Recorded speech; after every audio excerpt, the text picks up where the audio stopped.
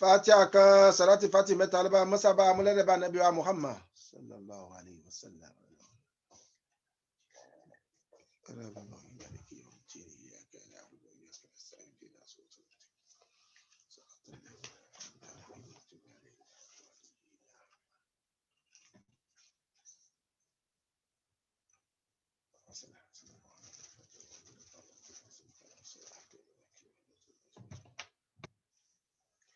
Kúrọ̀láwọ̀ mẹ́ta salati fati mẹ́ta ló bá mọ́sábà amúlẹ́dẹ̀ bá Sheikh Ahmad Tijani.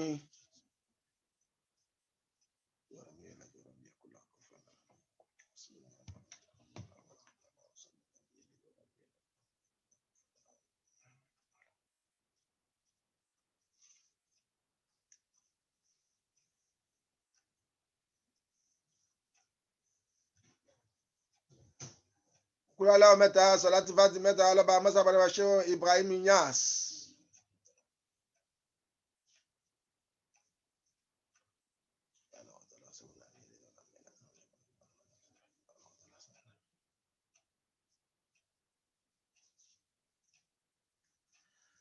Kúrọ̀láwọ̀ mẹ́ta salati fati mẹ́ta ló bá mọ́sábà amúlẹ́dẹ̀ bá Muhammad Al-Awwal bàbá lóṣòdì.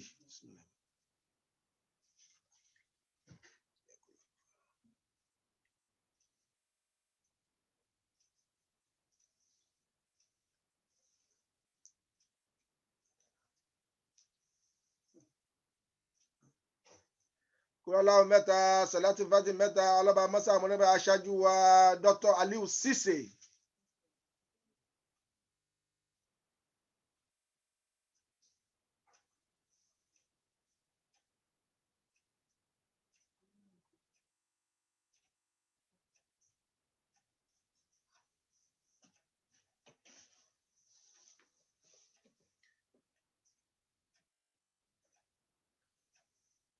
Fatiha kan kúrọ̀láwọ̀ mẹ́ta salati fati mẹ́ta ló bá mọ́sábà amúlẹ́dẹ̀ bá gbogbo àwọn bàbá àbáwọn ìyá ìyá tó ti papòdà tó lè yọ ọ̀nà Tìjàníyà ló bá mọ́sábà amúlẹ́dẹ̀ bá wọn.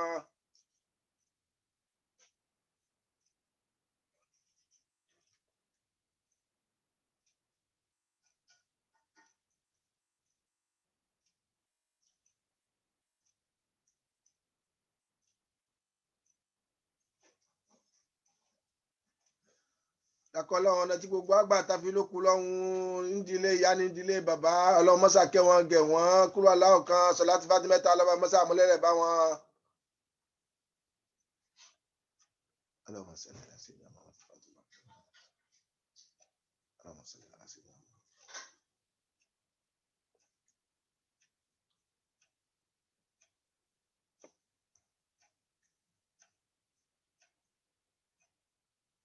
Làkọ́ríjà kun salati fati mẹ́ta ọlọ́run gbákun ọlọ́run mọ́sà lọ́rẹ̀ gbogbo mi bàbá bàbá àwọn ìyá ìyá ọlọ́run mọ́sà bá lọ́rẹ̀ mi wọn.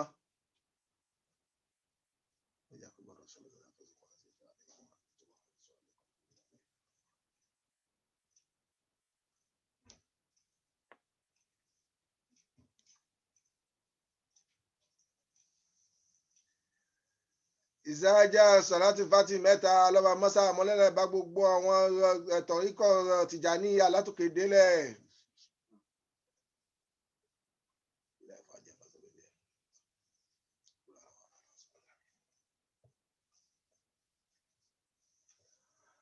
Dakọlọ́run gbogbo ọmọ wa látòkè délẹ̀ dakọlọ́run mọ́sà bá dábò ẹ̀bù wọn fìṣọ́ ẹ̀ṣọ́ wọn ọkọ̀ ọmọ fi kàn wọn ọlọ́run ojúkojú méjì òun rìn wa ọlọ́lá ilẹ̀ Muhammadu Rasulullah Fatiha salatul fati.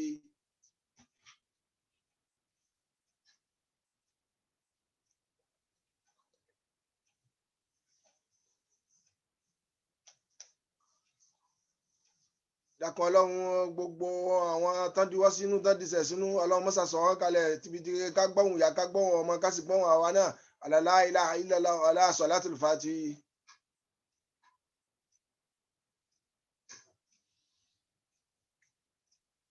Dakọlọ́run gbogbo ẹni wa tán wáyàwó dakọlọ́run ìyàwó alálùbáríkà mọ́sàbá àjogún ẹ̀ fún wọn ọ̀làlá ilẹ̀ Muhammadu Rasulullah àwọn tó sì ń wọ́kọ̀ náà dakọlọ́run ọkọ̀ tó ṣe àtúnṣe bàbá fún wọn ní kọ́lọ́run kọ́ bá àjogún fún wọn ọ̀làlá ilẹ̀ Muhammadu Rasulullah salatul fati.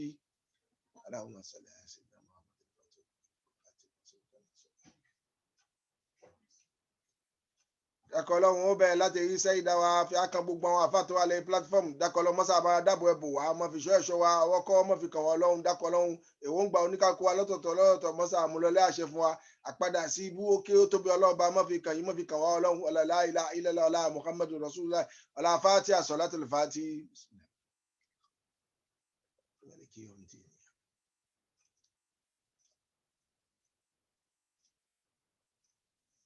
صلوا على نبي الكريم صلى الله عليه وسلم. اللهم صل على سيدنا محمد الفاتح لما أغلق والخاتم لما سبق ناصر الحق بالحق والهادي إلى صراطك المستقيم وعلى حلي حق قدري ومقداري العظيم. طلع البدر علينا من ثنيات الوداع وجب الشكر علينا ما دعا الله داه.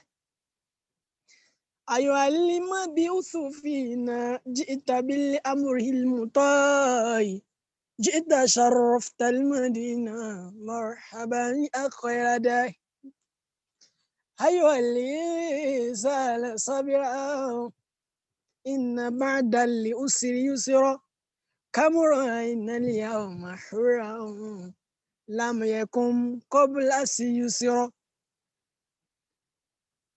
دعا إلى الله فالمستمسكون به مستمسكون بحبل الله منفصل. يا خير ما يمم العفو نصحته صيا وفوق متؤن لأين أكر رسمي. مولانا محمد رسول الله صلى الله عليه وسلم. محمد طه محمد إيمي محمد بشر محمد بشر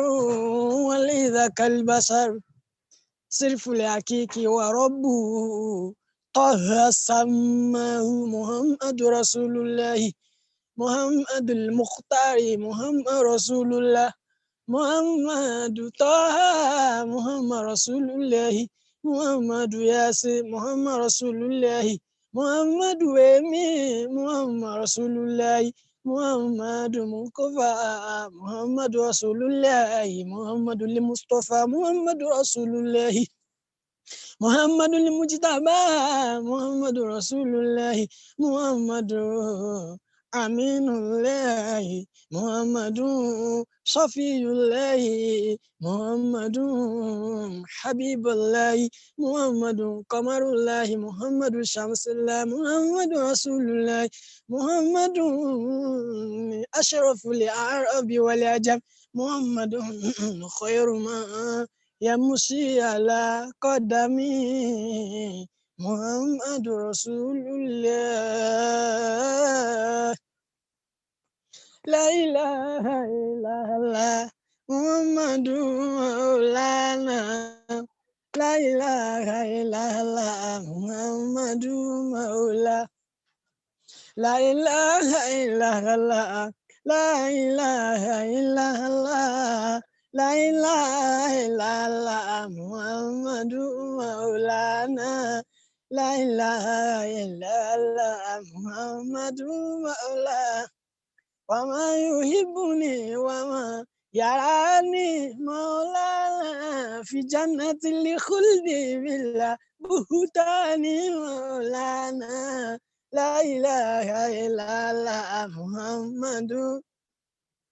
عايز أنني خليفة تجاري مولانا وعبة من سيد لأدناني مولانا. لا إله إلا الله محمد مولا. على قد خصني بالعلم والتشريف مولا. أكرك صني بالعلم والتشريف مولى الله كل تكون يكون بلا تصويف مولانا لا إله إلا الله محمد مولى أبي تراني بايسا فكيرا مولانا فالأمرين بايسا فكيرا مولانا لا إله إلا الله محمد مولى نلتمس لباسل من الوهابي ولا رب القريب على تغتير مولانا لا إله إلا الله محمد أسأله سلامة وهو مولانا قرن لي غنيمة وسلما مولانا لا إله إلا الله محمد مولا ألا يقدي حقوقي ويديم سيري مولا ألا إله إلا ويديم نصيري مولانا لا إله إلا الله محمد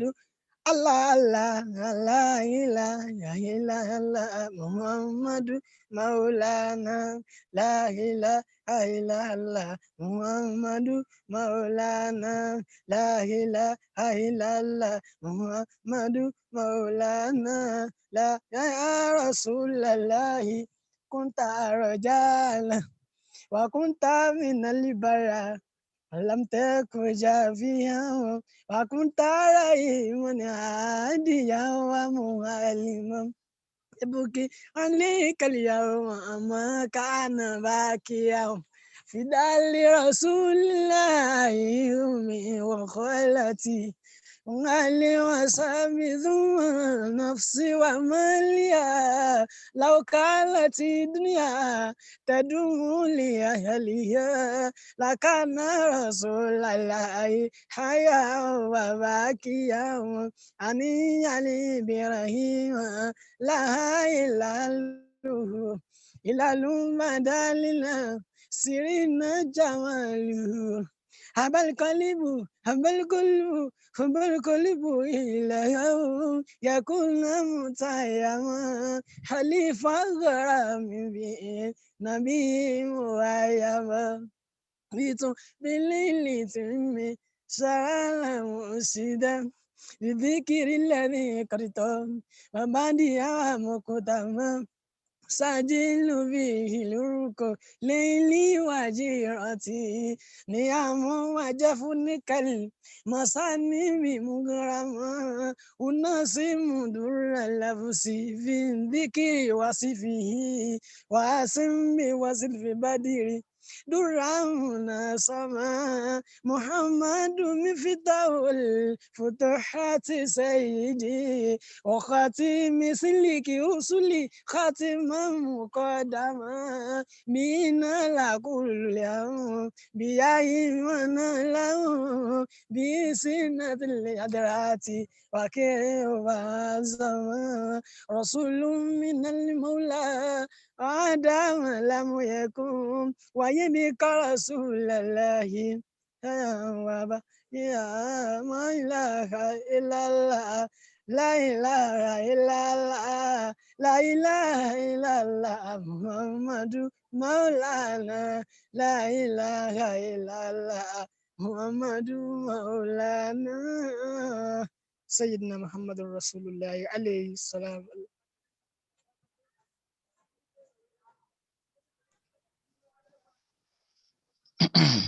الحمد لله رب العالمين. الحمد لله رب العالمين. الحمد لله رب العالمين. أرحب فضيلة الشيخ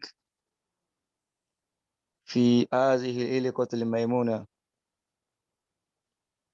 يا أبا الجمال أرحبكم ترحيبا أهلا وسهلا ومرحبا بك مهما ديك الفرصة.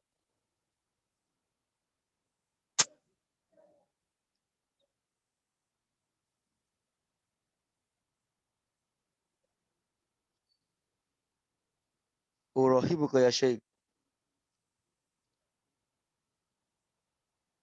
أرحبك ترحيبا مجملا ترحيبا لا عداد له ترحيبا كما قال رسول الله صلى الله عليه وسلم التحية لله الزاكية لله الطيبات الصلوات لله السلام عليك يا أبا الجمال ورحمة الله وبركاته أهلا وسهلا ومرحبا بك وعليكم السلام والله ورحمة نسأل الله وبركاته. وعليكم السلام. والله نسأل أن يطول عمرك بالعافية والسلامة آمين آمين آمين آمين آمين آمين وإياكم. أهلا ومرحبا بكم وعليكم. نيابة عن نعم. هذه المناسبة أرحبك ترحيبا فأهلا وسهلا ومرحبا بكم نعمتكم دائما كن سرمدا آمين أكيا وإياكم. وبوا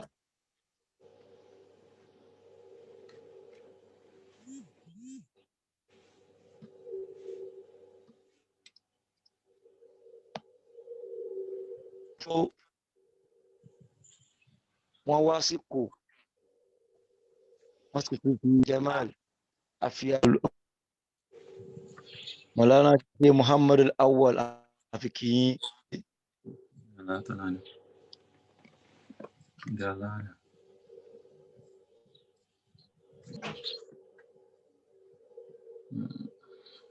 Okay. نعمتكم الطيبة الصلوات لله السلام عليكم يا أبا الجمال ورحمة الله وبركاته وعليكم àfi tóbi السلام. ànábì Muhammad عليه àfi السلام. kìyìn àfi الله babara hadira Mọ̀lánà ṣe Muhammad al-Awwal àfi kìyìn الله تعالى. àfi hadira Mọ̀lánà Gausu Zaman Mọ̀lánà Sheikh Ibrahim Aniyas al-Qawlahi àfi kìyìn àfi hadira bawa Sheikh Ahmad Tijani radiyallahu anhu àfi kìyìn الله عنه. àfi kíkí tí gbogbo ayé ń kí ànábì Muhammad lójoojúmọ́ tán bá pè wọn tán bá ṣe kọ́ ọmọ àfi kìyìn ọlọ́mọba kí ó jẹ́ àárín yín pẹ́ آمين. ahlan wa sahlan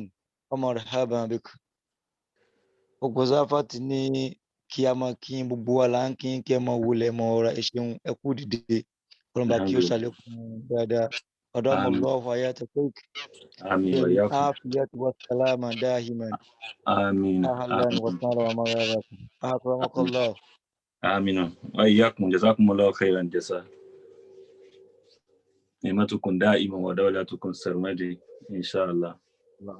amin آمين آمين. ayakumullah أتيا. naam ayakumullah نعم. أعوذ بالله من الشيطان الرجيم. بسم الله الرحمن الرحيم. إن الله وملائكته يصلون على النبي يا أيها الذين آمنوا صلوا عليه وسلموا تسليما. بسم الله الرحمن الرحيم. سبح اسم ربك الأعلى الذي خلق فسوى والذي قدر فهدى والذي أخرج المرعى فجعله غثاء أحوى سنقرئك فلا تنسى إلا ما شاء الله إنه يعلم الجهر وما يخفى ونيسرك لليسرى وذكر إن نفعت الذكرى يذكر من يخشى ويتجنبها الأشقى الذي يصلى نار الكبرى ثم لا يموت فيها ولا يحيا قد أفلح من تزكى وذكر اسم ربه فصلى بل تؤثرون الحياة الدنيا وللآخرة خير وأبقى إن هذا لفي الصحف الأولى صحف إبراهيم وموسى إن هذا لفي صحف الأولى صحف إبراهيم وموسى صدق الله مولانا العظيم نحمده ونستعينه ونستغفره ونتوب إليه من يهد الله فلا مضل له ومن يضلل فلا هادي له فلن تجد له وليا مرشدا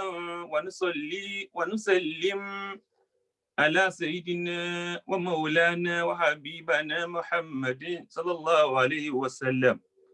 القاهر إياكم وسنتي فمن رغب عن سنتي فليس مني ونشهد أن لا إله إلا الله وحده لا شريك له ونعوذ بالله من شرور أنفسنا Adá ọpẹ́ fún Ọlọ́run Ọba, atọrọ ìkẹ́ atọrọ ìgẹ̀ fáláìlọ́run ẹni tó ga jù nínú ẹ̀dá tó lọ́run Ọba dá tí í ṣe òjíṣẹ́ ńlá Ànábì wa Muhammad sallallahu alayhi wa sallam. A fi kíkẹ́ Ànábì tó ga jù, Ànábì tá a rírú ẹ̀ mọ́ láyé, Ànábì tá a rírú ẹ̀ ká tó máa ṣẹ̀dá, Muhammadu tá ò rí irú ẹ̀ ká tó máa ṣẹ̀dá, a ò dẹ̀ ní rí irú ẹ̀ táyé wa ó fi tán. Ànábì wa Muhammad ní jẹ́ bẹ́ẹ̀ sallallahu alayhi wa sallam. Bẹ́ẹ̀dá bá fọwọ́ sọ̀yà pé kò sí irú òun, àwọn èèyàn sọ fún un pé irú rẹ̀ pọ̀ láyé, irú rẹ̀ ń bẹ nínú àwọn èèyàn tán ti lọ, irú rẹ̀ ń bẹ nínú àwọn èèyàn tí wọ́n ń lògbà lọ́wọ́. Bá a bá tún sí ń bẹ̀ mọ́, bóun náà bá tún sí ń bẹ̀ mọ́, àwọn èèyàn tí ó tún máa ń lògbà tí ó tún jù lọ wọ́n tún yọjú. Àmọ́ Ànábì wa Muhammad sallallahu alayhi wa sallam, òun là ń sọ yí pé Muhammad ta ò dárú ẹ̀ o ká tó máa ṣẹ̀dá, Ànábì ta ò rí irú ẹ̀ o ká tó máa ṣẹ̀dá, a ò ní dàrú ẹ̀ táyé ó fi tán, a ò dẹ̀ ní rí irú ẹ̀ táyé ó fi tán. Bínú rẹ bá ń dùn láyé ibi tó wà tó fẹ́ràn Ànábì, máa yòǹbó ń ṣe ńlá Ànábì wa Muhammad sallallahu alayhi wa sallam. Wọ́n àgbọ́dọ̀ máa yòǹbó Ànábì kí wọ́n máa sọ̀rọ̀ Ànábì gbogbo ẹni tí bá ń jẹ́ mùmínì. Ó yẹ kí wọ́n ń pe kíní bóòtù orí èèyàn, kò sí bó ti lè wù kó sùn tó, tí wọ́n bá ń dáko ń ṣe ńlá Ànábì Muhammad sallallahu alayhi wa sallam. Lópin ìgbà téèyàn bá ti ń jẹ́ mùmínì òdodo, ó yẹ kí bóòtù yẹn máa taná sílẹ̀ lásìkò tí wọ́n bá ń dáko Ànábì Muhammad sallallahu alayhi wa sallam. Atọrọ kí àti gẹ̀fà láyé lọ́run tí ṣe Ànábì Muhammad yẹn, Ànábì tí ó sì pẹ́ wá níjọ́ gbẹ̀ndẹ̀ àlìkìyámà. A fi Ànábì a fi kí gbogbo àwọn ẹni Ọlọ́run. Bàbá Sheikh Ahmad Tijani radiyallahu ta'ala anhu, Bàbá Sheikh Abdul Qadir qaddasallahu sirra, Bàbá Sheikh Ibrahim Niyas radiyallahu ta'ala anhu, Bàbá Sheikh Ali Sisi radiyallahu ta'ala anhu, Bàbá Sheikh gbogbo àwọn ẹni Ọlọ́run tí wọ́n ti lọ, tí wọ́n ṣiṣẹ́ tọ́lọ́run gbaṣẹ́ wọn, tí wọ́n ṣiṣẹ́ tọ́lọ́run kí wọn káàbọ̀, tí wọ́n ṣiṣẹ́ tọ́lọ́run kan sára ṣiṣẹ́ wọn. Wọ́n tara Ànábì wọlé, Ọlọ́run sì gbà wọ́n lẹ́rú. A kí wọn, a yìn wọn, Ọlọ́run kó wọlé àlùbáríkà wọn. Gbogbo èyí tẹ́nì kọ̀ọ̀kan wa náà ń ṣe, ọlọ́run mọ́sá jọ já ìtẹ́wọ́gbà níwájú ọlọ́run ọlá nàbí wa Muhammad akí gbogbo àwọn àgbàlagbà tí wọ́n ti lọ ọlọ́run bá wa ṣàlékún kẹ́ wọn akí àwọn olùkọ́ wa tí wọ́n kọ́ wa lẹ́kọ̀ọ́ bàbá wa àgbà Fadilatu Sheikh Ibrahim Ayédè ọlọ́run bá wa ṣàlékún kẹ́ wọn lálkìyámà àwọn àfáà wọn ọlọ́run bá wa ṣàlékún kẹ́ wọn àwọn òbí ẹnì kọ̀ọ̀kan wa ọlọ́run bá wa ṣàlékún kẹ́ wọn àláfíà nàbí wa Muhammad níwájú ọlọ́run akí gbogbo ẹ̀yin Safat lápapọ̀ akíyín kú yànjú akíyín kú àfọmọnìyàn ṣe akíyín kú ìdúró tí iṣẹ́ tọ́lọ́run ọlọ́run kó wọlá àánú ọlọ́run kó wọlá àfíà náà Muhammad sallallahu alayhi wa sallam ibi tẹ́ ti bá tí ó ti lérè fún yín ọlọ́mọsàjẹ́ bá ń bẹ̀ ọlá nàbẹ̀ wa Muhammad akíṣẹ́ ìdá wa akíṣẹ́ ìdá akíwọn púpọ̀ akíyín afọlọ́nkíyín afànábì kíyín àfiṣẹ́ Ahmada Tijani àfikíyín radiyallahu anhu àfiṣẹ́ Ibrahim Niyas àfikíyín afàlùbáríkà ìyànjú iṣẹ́ ọkùnrin lẹ gbé dání iṣẹ́ àwọn ènìyàn ọlọ́run lẹ gbé dání ọba tó ní ẹ máa rí gbé dání ọlọ́mọjọ jábọ́lẹ̀ lọ́wọ́ yín aláàfin Ànábì wa Muhammad sallallahu alaihi wasallam ọba tó dúró tì yín látànádì ní ọlọ́run mọ́jì ọjà bọ́ mọ́ yín lọ́wọ́ aláàfin Ànábì wa Muhammad sallallahu alaihi wasallam ọlọ́run mọ́jì ẹ̀rá padà sí ibú mọ́jì ẹ̀rá padà sí ìgbàlá ìdá aláàfin Ànábì wa Muhammad sallallahu alaihi wasallam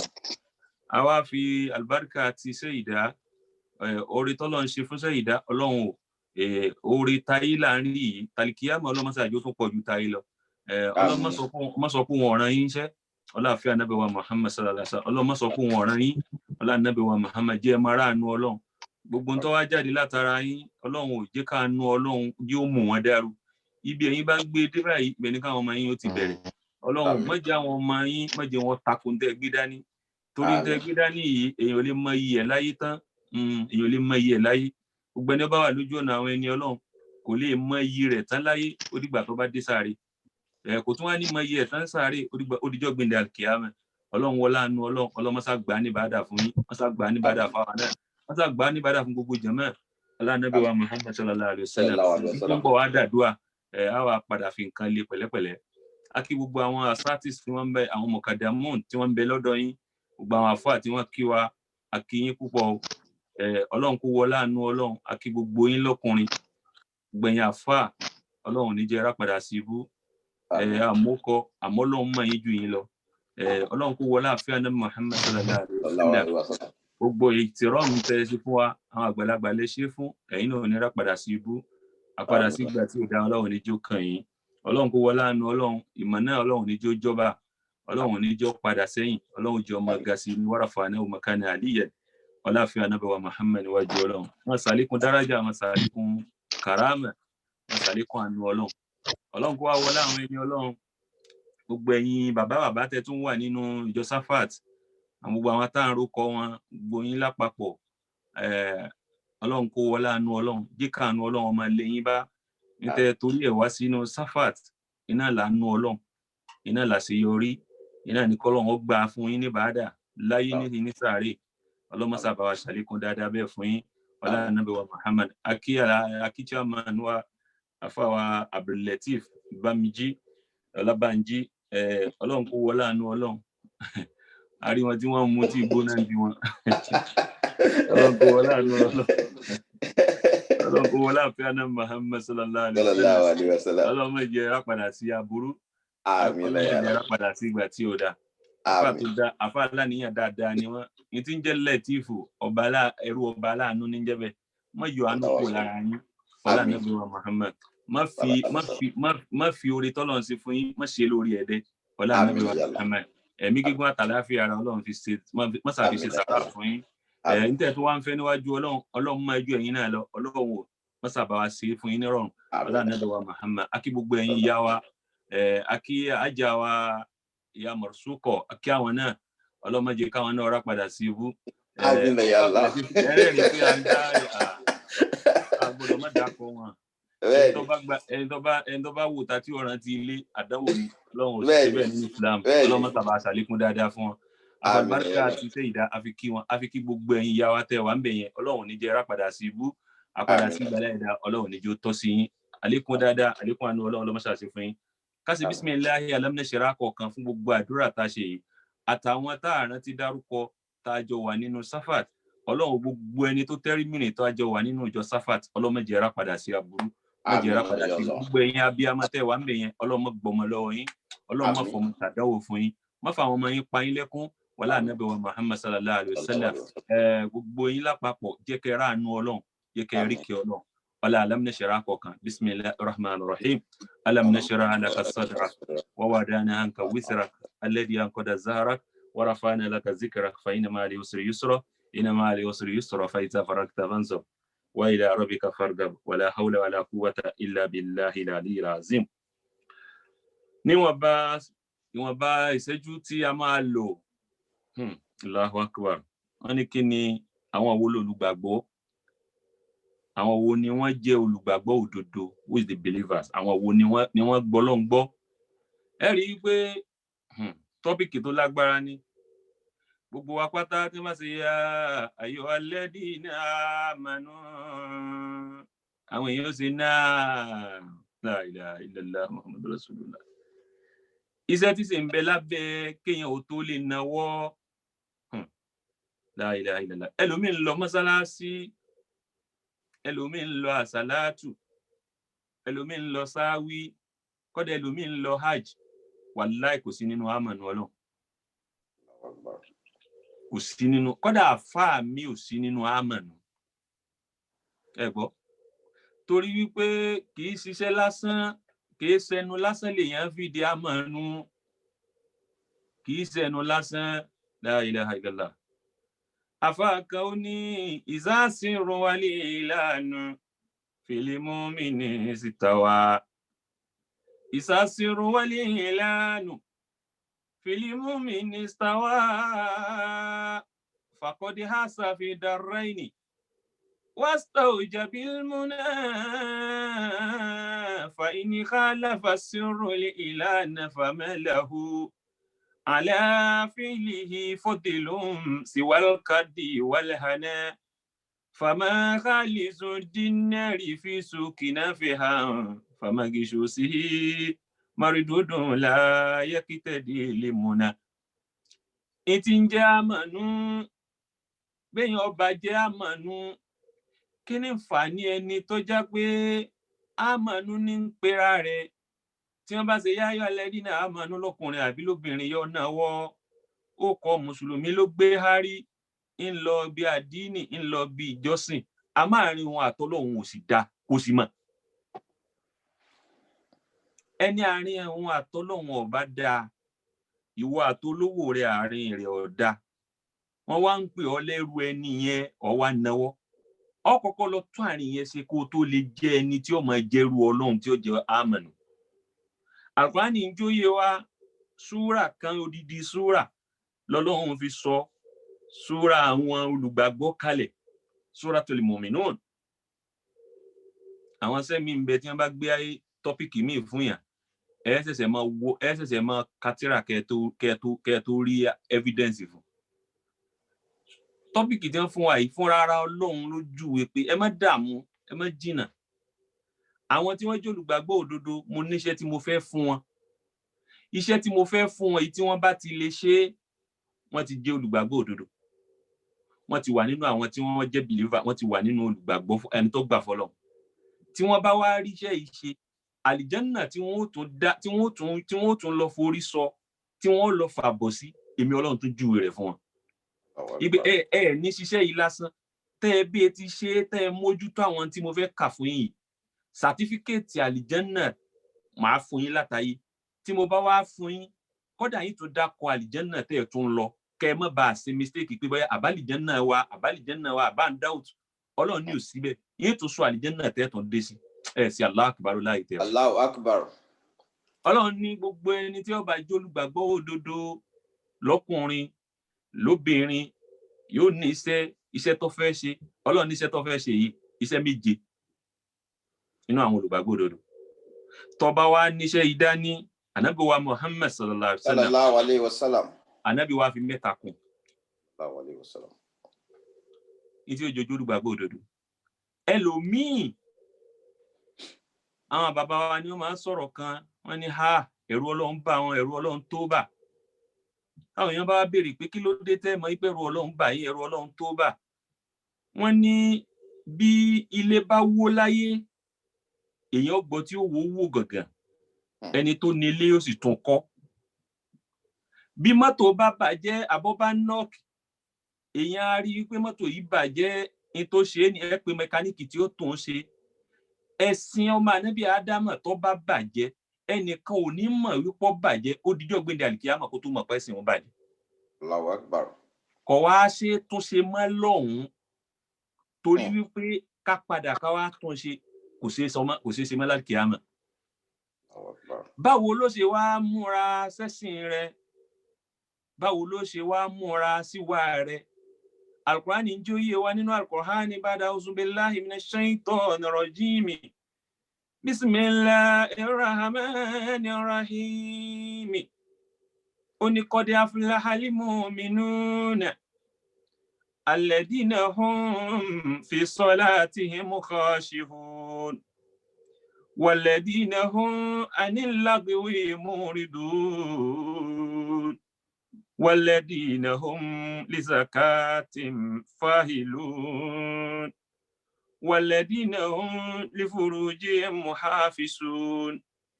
إلا على أزواجهم أو ما ملكت أيمانهم فإنهم غير ملومين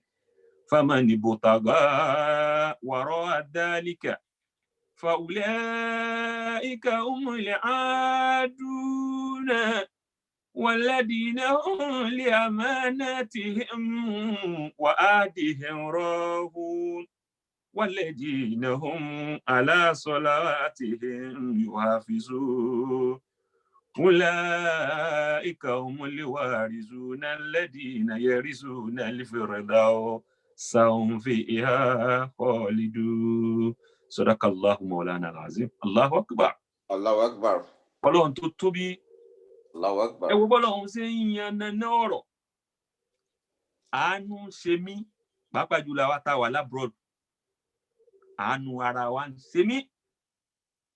Àánú ara wa ń ṣe mí àtiwọ àtèmi tí ń sọ̀rọ̀. Àánú ara wa ń ṣe mí. Pàápàá jùlọ lórí ìrun jàmáà táìríkí. Tá sì kàkún nǹkan àìmọ̀ rírun jàmáà kí èyí jàmáà tá ti ń sọ ẹni tí bá tiẹ̀ tún ronú pé òun rí jàmáà kí òun ti tó ya wòlíì ẹlòmíì ò rí àdákí gan kò rí kí subhanallah nísìn wàá lọ bí iṣẹ́ ẹlòmíì lọ bí iṣẹ́ látàárọ̀ bí bá ti ń wọlé lálẹ́ àlà yóò kí àyílá yóò kí pọ̀ yóò kí alásàrì yóò kí pọ̀ yóò kí mọ́gíríbì yóò kí pọ̀ yóò kí ìṣá yóò kí pọ̀. Al-Qur'ani jẹ́ ó yé wa ó ní àwọn tí wọ́n ń jẹ́ mùmínì òdodo qad aflahal mu'minuna àwọn al-mu'minuna àwọn tí wọ́n gbà mí gbọ́ qad aflaha Ọlọ́run ni wọ́n ti jèrè wọ́n jèrè kọ́d nítọ́lọ́run bá lo kọ́dí fún lẹ́yìn àwọn ní gírámà wọ́n máa ń pè ní kọ́dí tahqiq pàápàá qad aflahal mu'minun àwọn tí wọ́n bá ń jẹ́ mùmínì òdodo wọ́n ti jèrè láyé wọ́n jèrè ní sàárè wọ́n tún jèrè ní ọ̀gbẹ̀dà kíámà Ọlọ́run wá ní kí ni iṣẹ́ wọn tẹ́ fi dá wọn mọ̀ wípé mùmínì ni wọ́n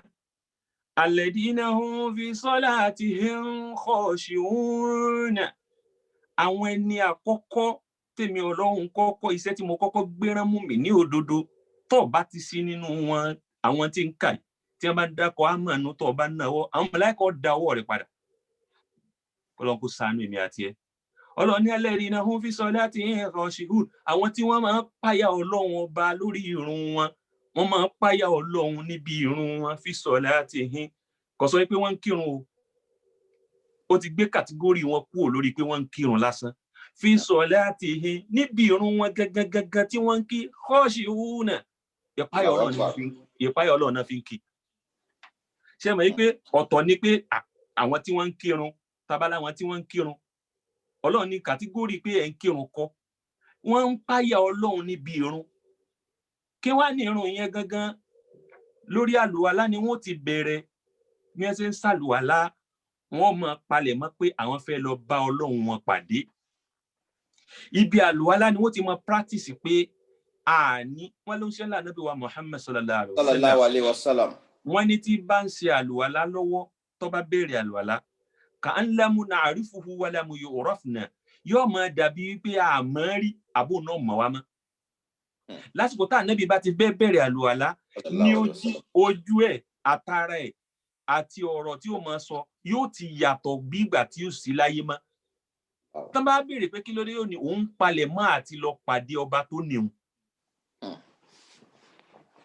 Wọ́n ní bẹ́ẹ̀ lọ́pọ̀lọpọ̀ àwọn ẹni Ọlọ́run ni wọ́n kọ́pì. Tí wọ́n bá ti ń ṣàlùwàlá ọ̀rọ̀ ayé kò sí lẹ́mìí wọn mọ́, ìrònú ayé kò sí lẹ́mìí wọn mọ́, ìrònú ayé, dúkìá ayé, bùkátà ayé, in tá a fẹ́ dà láyé lásìkò tí wọ́n bá ti ń ṣàlùwàlá yẹn kò ní sí lẹ́mìí wọn mọ́. Wọ́n máa ronú pé a ti dé àsìkò tá a fẹ́ pàdé ọba tó ní wá. Ibi tí kọ́ọ̀ṣì wúnà ti bẹ̀rẹ̀ nìyẹn. Ẹ mọ̀ wàsìkò tá a wà ń sìn. Ẹ bá ń sọ bẹ́ẹ̀ báwọn ẹlòmíì tó bá já sí pé lásìkò tá a máa sá tí mọ́sìkì wà ní òpó tó ń kálukú ń pàdé ara wọn ni. Ẹ bá ní ẹja kí ṣubú àbí ẹja kí zúrí àbí àṣírí. Táwọn èèyàn bá lọ ṣàlùwàlá ibi wọ́n ti ń ṣàlùwàlá wọn ó ti rojọ́ gbogbo tí ń bẹ. Ẹ ti rí wọ́n kọ́kọ́ sọ̀rọ̀ Nàìjíríà lórí àlùwàlá. Ó lọ sí ti ẹni kámẹ́rọ̀ wọ́n ń ṣe pánù kámẹ́rọ̀ rere tí ẹni kámẹ́rọ̀ wọ́n sì ń ṣàlùwàlá lọ́wọ́ ẹlòmíì ọmọ ṣàlùwàlá yóò máa gbọ́ apá yóò máa sọ̀rọ̀ kámẹ́rọ̀. Àwọn màláíkà ọmọ wo pé okú yà okú bó ṣe ṣera rẹ̀. Ẹlòmíì lásìkò àǹsí prógrámù kan lọ́la fẹ́ lọ kírun jọ́ kan wọ́n wá ń sọ̀rọ̀ kí lórúkọ pírẹsidẹ̀ntì tó kù ní Amẹ́ríkà èyí tójú rẹ̀ lé kókó tó fẹsẹ̀ kó mẹ́ yìí.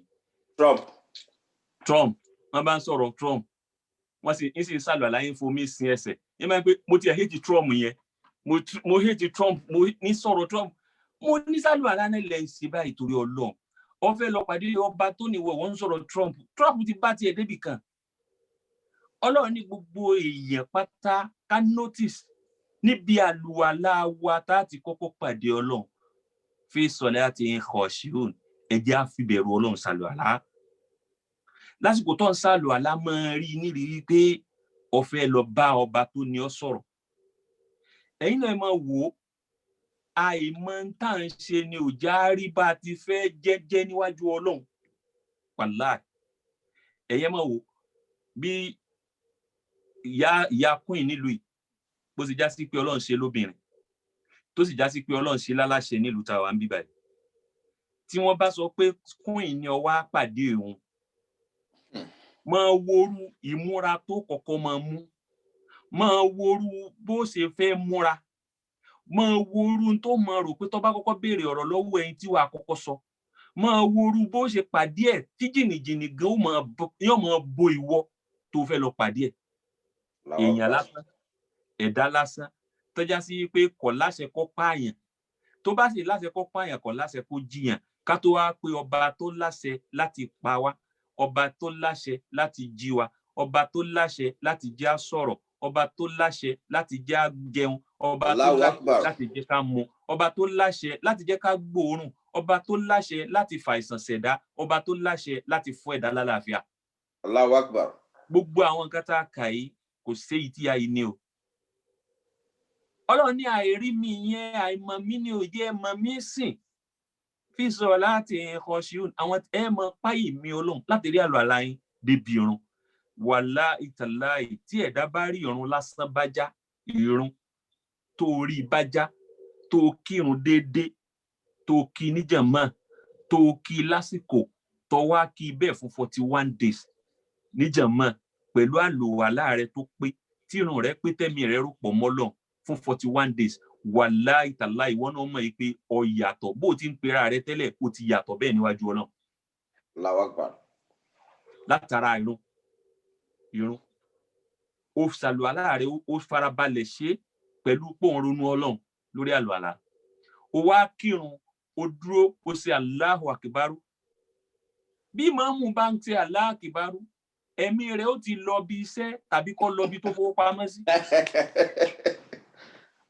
Ìmáàmù Ọlọ́run ní ẹwẹ̀ mí ìmáàmù ẹ̀mí ìmáàmù ti lọ ọ̀dọ̀ ìyàwó rẹ̀ ẹ̀mí ìmáàmù ti lọ bí iṣẹ́ ẹ̀mí ìmáàmù ti lọ bí mọ́tò tó fẹ́ rà ẹ̀mí ìmáàmù ti lọ gbogbo bí kíbi ẹ̀mí rẹ̀ ò sí ibi irun tí ń kí ọdẹ ẹwẹ̀ mi làdáni wò làdáni ó ti ṣe dànù làdáni náà ti lọ ẹ wá wo jàmá wò wọ́n wá wo jàmá lọ́kọ̀ọ̀kan àwọn màláíkà bá wọn ni ẹ̀mí gbogbo àwọn eléyìí ọ̀pápọ̀ Ọlọ́run wa ní ọ̀dà bẹ́ẹ̀ mi wọn ọ̀bá papọ̀ mọ wọlá pé wọ́n ń kí ní jàmá èmi náà wọ́n sì dájú kọ mọ gbàrún wọn ibi tálùbáríkà jàmá wà nìyẹn Ọlọ́run ní ẹni tí ó jẹ́ olùgbàgbé òdodo wàá kọ́kọ́ gbé láti bí irun ẹlòmíì wọ́n sọ̀rọ̀ rádaràda a ní ẹ̀yin tẹ́ kún kírun náà àwa tá kírun gan á san jù yín lọ Ọlọ́run ní Ànábì wa Muhammad sallallahu alaihi wasallam Ànábì ní la farqa bayna al-muslim wal-kafir illa as-salat kò sí òpinya láàrin mùsùlùmí àti kèfèrí gbogbo ẹni tí ó bá kírun tó bá ní àníyàn òun dá iṣẹ́ ọwọ́ òun dá mùsùlùmí òdodo lòun kódà òun àmóhun kírun ẹ pè é kèfèrí ni kò sópinya kankan fẹ́ni tí ò kírun kèfèrí ni Ànábì ló sọ bẹ́ẹ̀ sallallahu alaihi wasallam Ọlọ́run ní kí mùsùlùmí ó máa kírun kó máa kí déédéé tá a bá ní ká máa sọ̀rọ̀ ti irun nìkan wàláhì àní kúrò lórí tọ́pìkì yẹn tí gbogbo wákàtí tí ó fi tán gbogbo ọ̀nà tí wọ́n náà bá máa tó fi lè máa kírun rẹ̀ yanjú dákun máa kí èyí tí mo wá fi láàánú wá ṣe wá nílùú tá a wà ní pé àárínú jàmá kí ẹlẹ́ẹ̀kejì ìrun jímọ̀ wọ́n ní tí ìrun jímọ̀ mẹ́rin bá bọ́ mọ́yàn lọ́wọ́ tí ó bá kí ẹlẹ́ẹ̀karùn-ún kí wọ́n ṣẹ̀ṣẹ̀ tó lọ tún wẹ̀ sínú Islam wo ìrun jímọ̀ tó ti bọ́ bàbá wùwà á ní bóyá àsìkò COVID tí lockdown wà ní ọ̀bùn rí kú ọkọ̀ ti rọ̀ mọ́ ẹlòmíì kí lockdown ó tó dé kò wulẹ̀ kí tẹ́lẹ̀ Ọlọ́run ní ká kírun wa dáadáa ìwọ tó bá jẹ́ mùmínì òdodo ó jòlù kírun Ọlọ́run wá lẹ́lẹ́kejì walladina hum anil lagwi muridun ẹni tí ó bá Suratul Mu'minun ina ní Quran ní ìtànkà ìwà Quran 23 láti àyà alákọ̀ọ́kọ́ ọlẹ́lẹ́kejì walladina hum anil lagwi muridun ìwọ tó bá kírun déédéé tán ọ̀rọ̀kọ̀rọ̀ mẹ́jọ máa jáde lẹ́nu onígbàgbọ́ òdodo yìí sọ̀rọ̀ èèyàn lẹ́yìn ìwọ̀nba lèèyàn sọ̀rọ̀ èèyàn lẹ́yìn gbogbo ẹ̀yin tó já sí pé ẹlẹ́sìn lápẹ́ra wa ọ̀rọ̀ aṣáájú wa á wà sọ ẹlòmíì ọ̀rọ̀ ìmáàmù wọn ní tọ́píìkì tí ó gbójúlé láyé Ọlọ́run ní kí ló dé tó já sí pé ọ̀rọ̀ tí ò dá ọ̀rọ̀ tí ò ní sí ọ́ láǹfààní iná ẹ̀ nìwọ́ kọ́kọ́ máa dálẹ̀ walladina anil lagwi muridun ẹ má sọ̀rọ̀ kọ̀rọ̀ Ọlọ́run ní ẹ má sọ̀sọ̀kúsọ ẹ má sọ̀rọ̀ èèyàn lẹ́yìn bí ó ti dá ẹ má sọ̀rọ̀ àlùfàṣà ẹ má sọ̀rọ̀ bànújẹ́ ẹ má sọ̀rọ̀ ẹlòmíà ní sọ̀rọ̀ sí ọkọ dá ò ní mọ bí ara rẹ̀ ò ní oúnjẹ jẹ fúnjọ́ mẹ́ta Ọlọ́run ní bó bá sọ̀rọ̀ tí ó dá èmi Ọlọ́run ọba padà yọ di fún ọ wala taqul lahuma wala takif ma laysa laka bi ilm ẹlòmíì ó dáadáa parọ́ mọ́ ẹlòmíì ó ń tọ̀ wọ́n sì ronú pé èmi lẹ parọ́ báyìí mọ́ ní tí ò ṣe Ọlọ́run ní ẹ má ṣe nínú Islam gbogbo olùgbàgbọ́ òdodo wọn gbọ́dọ̀ máa bá ọ̀rọ̀ tí ó sọ pé ṣé lágbájá ló sọ báyìí nípa mi gbogbo àwa tá ń ṣe lọ́hùn tá ń ṣe sáwí tá ń ṣàṣàlátù tá ń ṣẹ̀sìn Ọlọ́run ọ̀rọ̀ tá a sọ jáde lẹ́nu tá a ní mọ̀ díẹ̀ tẹ́ni tọ́lọ́rọ̀ ó wà gbọ́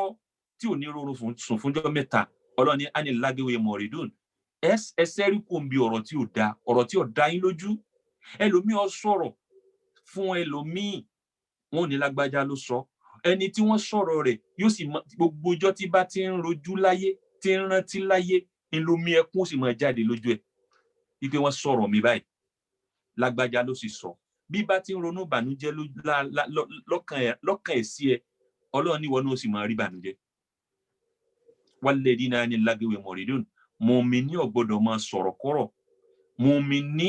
tó lóun kírun tó ń sin lọ́hùn mùmíní tó já sí pé ń lọ àsàlátù mùmíní tó já sí pé ń lọ sáwí mùmíní tí ń sin lọ́hùn ibi wọ́n bá ti ń sọ̀rọ̀ èèyàn lẹ́yìn láì dáa lọ́rọ̀ tí ó mọ̀ tọ́ sọ̀lú ànálẹ́bí kẹrin kó gbé báàgì rẹ̀ kọ́ máa lọ. tí wọ́n bá ti fẹ́ máa sọ̀rọ̀ èèyàn láì dáa Ànábì wa Muhammad Ọlọ́run sọ fún un pé sallallahu alaihi wasallam Ọlọ́run sọ fún un pé alẹ́dí wàlá tajassazu wàlá yagtabu ba'dukum ba'da ẹ má tọpinpin ara yín kí ló dé tẹ̀ ń tọpinpin bí wọ́n bá tọpinpin tiẹ̀ náà wọ́n bá tí ọ̀dà nu ẹrù rẹ̀ wàlá tajassazu Ọlọ́run ni ẹ má tọpinpin wàlá yagtabu ba'dukum ba'dan ẹ má sọ̀rọ̀ ara yín ẹ má stapu ara yín lẹ́yìn lọ́nà tí ó da ẹlòmíì òsìkà tán abúnitán sara gíní òsìkà tán tẹsẹ̀ mọ́rin ni tó bá ti ń sọ̀rọ̀ èèyàn láì da tó ń tọ̀hún bá yọ yóò sì yí tọ́pìkì padà Ọlọ́run lálábòsí ni ò sínú olùgbàgbọ́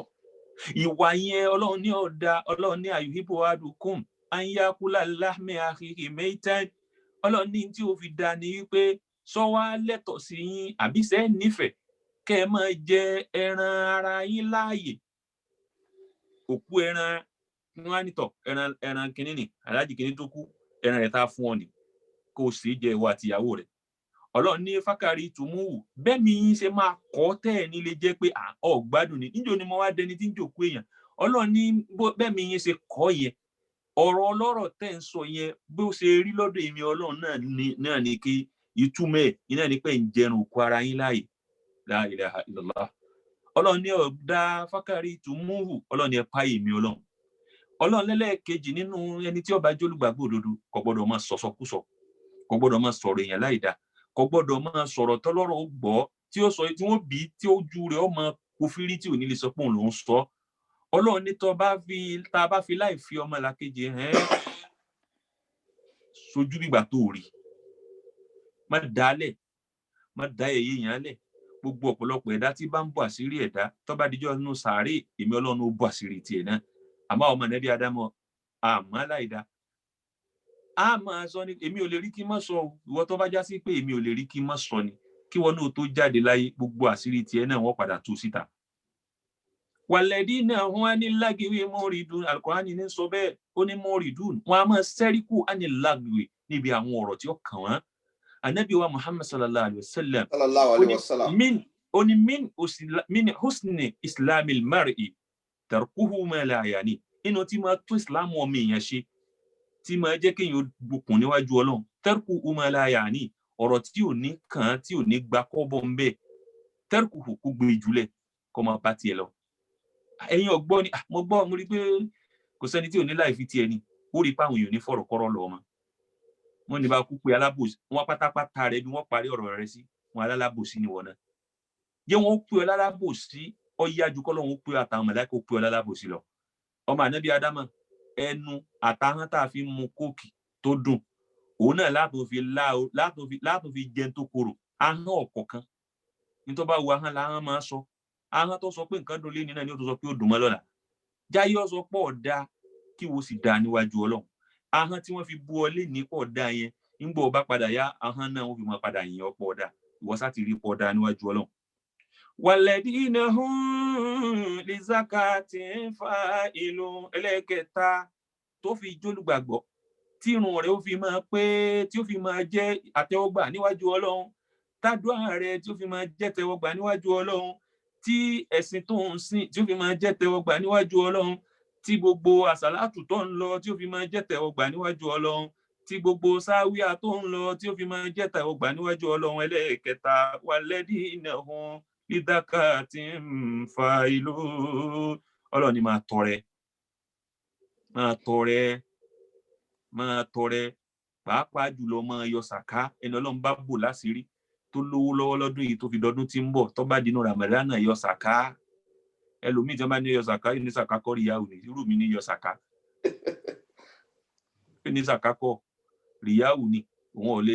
ẹ máa pé kí wọ́n yọ sàká èmi gan ni wọ́n yọ sàká fún Ọlọ́run sì bò ọ́ láṣìírí Ọlọ́run ní sàkátọ̀ yọ láyé tó bá di ijọ́ gbẹ̀dẹ̀ àlìkìyámọ̀ yóò di ọ̀bẹ àtejò tí ó máa san ọ jẹ Ọlọ́run ní ẹ yọ sàká bí ìwọ tọrọ wá tí lágbára tọ́lọ́run ò tí ì ní kówó pọ̀ lọ́wọ́ ẹ débi pé sàká tí ìwọ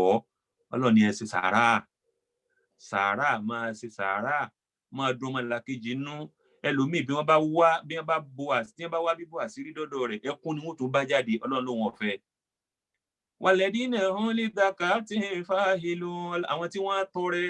tí wọ́n dùn ọmọlàkejì nínú bí wọ́n bá ẹkún dọ́dọ̀ rẹ̀ ẹ̀rín ni ojú wọn bá jáde tó sì ní bà jẹ́ torẹ́lòmíì yóò ṣoore tó bá rí téèyàn bá ń banú jẹ́ inú rẹ̀ ò ní dùn àmọ́ òun náà tó fọwọ́ ọ̀tún ṣoore òun náà ni ó tó fòsì bá jẹ́ kò ní tí ọ̀rọ̀ ní tí tọrọ ẹ máa wo o níjọ́ tó sì sunkún wá nulé mi gbogbo owó tó kù tèmi àtọmọ mi ò fi jẹun ni mo gbélé lọ́wọ́ tá ń ràn ọ́ Ọlọ́run ní mọ́tò ń bà jẹ́ tá ń bẹ̀ ẹ́ Ọlọ́run ní o ṣe fẹ́lẹ́ dára rẹ̀ ni mọ́tò ń bà jẹ́ mọ́ tí ọba mọ̀ fílẹ̀ fọ́lọ́run mọ́tò tó àṣírí tó fi sí kọ̀rọ̀ mọ́ fọ́pọ̀lọpọ̀ ẹ̀dá ibi ká ṣoore ká tó lóṣòtì níjọ́ tí ọ̀rọ̀ rẹ̀ gún bá dé lọ́pọ̀lọpọ̀ ẹlòmíì fi borí ẹ̀ jẹ́ Ọlọ́run ní mọ́tò borí rẹ̀ jẹ́ mọ́ látúbùtì ló sọ́dà ká ti kún bílẹ̀ mẹ́ni wà láàzà Ọlọ́run ní ẹ̀ tún gbọ́dọ̀ bá ọrẹ ìta yín jẹ́ mọ́ pẹ̀lú kẹ́ tún sun rèébé níjọ́ tí bínú bá dé wípé yóò wá sọ gbogbo oore tó ṣe fún Ọlọ́run ní má sọ ó ti ṣèyí òun fọ́lọ́run ó ti ṣe fẹ́lẹ́ dára rẹ̀ níjọ́ bá ti sọ àwọn tí wọ́n gbọ́ yẹn àwọn náà wọ́n fún ọ láńdá tó bá díjọ́ gbìyànjú àlùkìyámà Ọlọ́run lẹ́lẹ́kẹta nìyẹn Ọlọ́run lẹ́lẹ́kẹrin walladina hum li furujihim hafizun síwájú ká tó lọ bí li furujihim lisakatin fa'ilun kéèyàn máa tọrẹ kéèyàn máa ṣàánú arákùnrin kan ọlọ́ba nàbì Musa alayhi salatu wassalam ó ní wọ́n Musa la ilaha illallah gbogbo nǹkan lọ́lọ́run ṣe fún ọ kọ́lá kọ́dí títà sùn lákàyà Musa Al-Qur'ani sọ pé gbogbo nǹkan lọ́lọ́run ọba ṣe fún ọ nínú ọ̀gá tọ́lọ́run wá ṣe fún ọ jù ó tún gbọ́rọ̀ Ọlọ́run ìwọ ọ̀bọ̀lọ́run sọ̀rọ̀ Ọlọ́run ó sì gbọ́ yóò sì tó máa dá Ọlọ́run wọn ó sì máa gbọ́ ìwọ Musa Ọlọ́run kẹ́ púpọ̀ Musa ọ̀rẹ́ ń ta Ọlọ́run ni kéèyàn ọmọ gbọ́ ọ̀rọ̀ ọba tó ní ọba táìdì kan ọgbọ́hun rẹ̀ ọ wá ní ìwọ Musa bọ́ bá dọ́dọ̀ Ọlọ́run òun fẹ́ bẹ́ ọ níbẹ̀ kan bá ń sọ fọ́lọ́run wípé èmi náà fẹ́ máa gbọ́ gbogbo ntá èmi ò létí àti gbọ́rọ̀ Ọlọ́run torí ìwọ nìkan lọ́lọ́run sàlẹ́sà àmì mi gangan mo fẹ́ máa gbọ́ gbogbo ọ̀rọ̀ táwọn adábàá bá ń sọ Musa ní ìwọ ó ní bẹ́ẹ̀ ni bá ń sọ fọ́lọ́run kò sí tí ò lè ṣe òun ti ń bẹ̀ òun máa wù òun náà kó náà máa gbọ́ gbogbo tí àwọn ẹranko bá ń sọ Musa ní májẹ̀ ń tàn ẹ́ kò lè ṣẹlẹ̀ ó ní báyìí jíṣẹ́ Musa ní tọ́lọ́hun ní ṣe tí mo mọ̀ ìṣe wá tó bọ́ jíṣẹ́ ọba ní ọ̀dà ẹranko 10 Musa lọ́lọ́hun ní ṣe fún ọ ìgbà tí ó wà wí ó ní ọ̀dà òun fẹ́ kóhun tiẹ̀ máa gbọ́ ẹran ẹyọ kan ọ̀dà ìgbà tó dọ́dọ̀ Ọlọ́run ní wọ Musa ṣé bó ṣe fẹ́ nu mo yọ̀ǹda fún Allahu Akbar Ọlọ́run ní mo yọ̀ǹda fún ọ wá ní irú ẹran wo lòun fẹ́ máa gbọ́ lòun fẹ́ máa gbọ́ olóhun fẹ́ máa gbọ́ olóńgbò òun fẹ́ máa gbọ́ ohun tí bá ń sọ ẹ̀mọ̀ pé olóńgbò alẹ́tọ̀ àti máa sìn nínú ilé àmọ́ òun fẹ́ máa gbọ́ ẹ wá olóńgbò lọ́ba lọ ra olóńgbò sínú ilé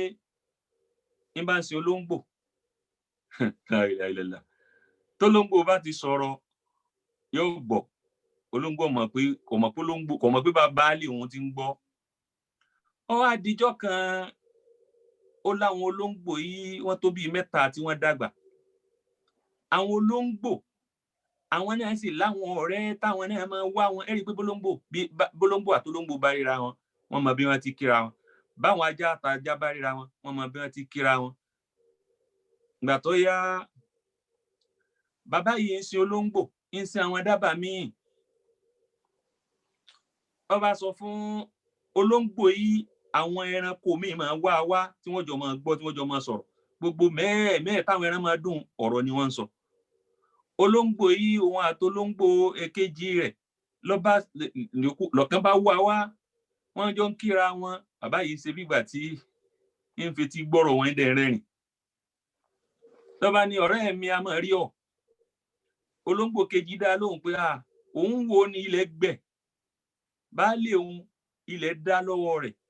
kò sí nǹkan kan lọ́wọ́ ẹ̀ lòun á wò pé bóyá tóun bá wá dọ̀ tiẹ̀ nígbà pé baálé ti ń lówó tọ́ bá rí nǹkan jẹ kó fún un kó ju ebi tí nǹkan bá wà kó wọn jẹ bàbá olówó ń wò yín mú pé àwọn olóńgbò àsọmọ àyà sí tẹ̀ mọ́ wí láàrin ara yìí ló bá sọ fún èkejì rẹ̀ wípé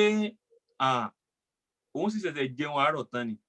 sóró lóru wa bó tó sorí kẹsìkẹsì láti bí ijọ́ mẹ́ta òun náà kò náà dànù mọ́ nǹkan Ọlọ́run ló mọ ó ti yí padà oúnjẹ tí máa surplus yọ surplus mọ́ ó ní àmọ́ kó wá lọ́túnla tó bá dọ̀túnla ó fẹ́ ṣe bẹ́ẹ̀ dé gbogbo oúnjẹ tí wọ́n bá jẹ kù tí wọ́n bá dà sórí àtàn òun kó wá ẹ̀rí ńgbà tó dijọ́ kẹta wọ́n ṣe bẹ́ẹ̀ inú olóńgbò yẹn dùn ọlọ ìgbà tó dijọ́ kẹta bí ṣe ń yọ bàbá ń rẹ́rìn pé àṣé bẹ́ẹ̀ tí máa wá bẹ́ẹ̀ tí máa sọ̀rọ̀ ní ọlọ́mọ tóbi o ẹ sì mọ̀ pé ẹni tó bá gbọ́ púpọ̀ etí rẹ̀ ò ní ọkàn rẹ̀ ò ní dùn ìgbà tí ó di bí ọ̀sẹ̀ kejì olóńgbò yìí tún dé ó lá ọ̀rẹ́ mi kí ló tún ṣẹlẹ̀ kí la tún rí ó ní ilẹ̀ tún gbẹ àmọ́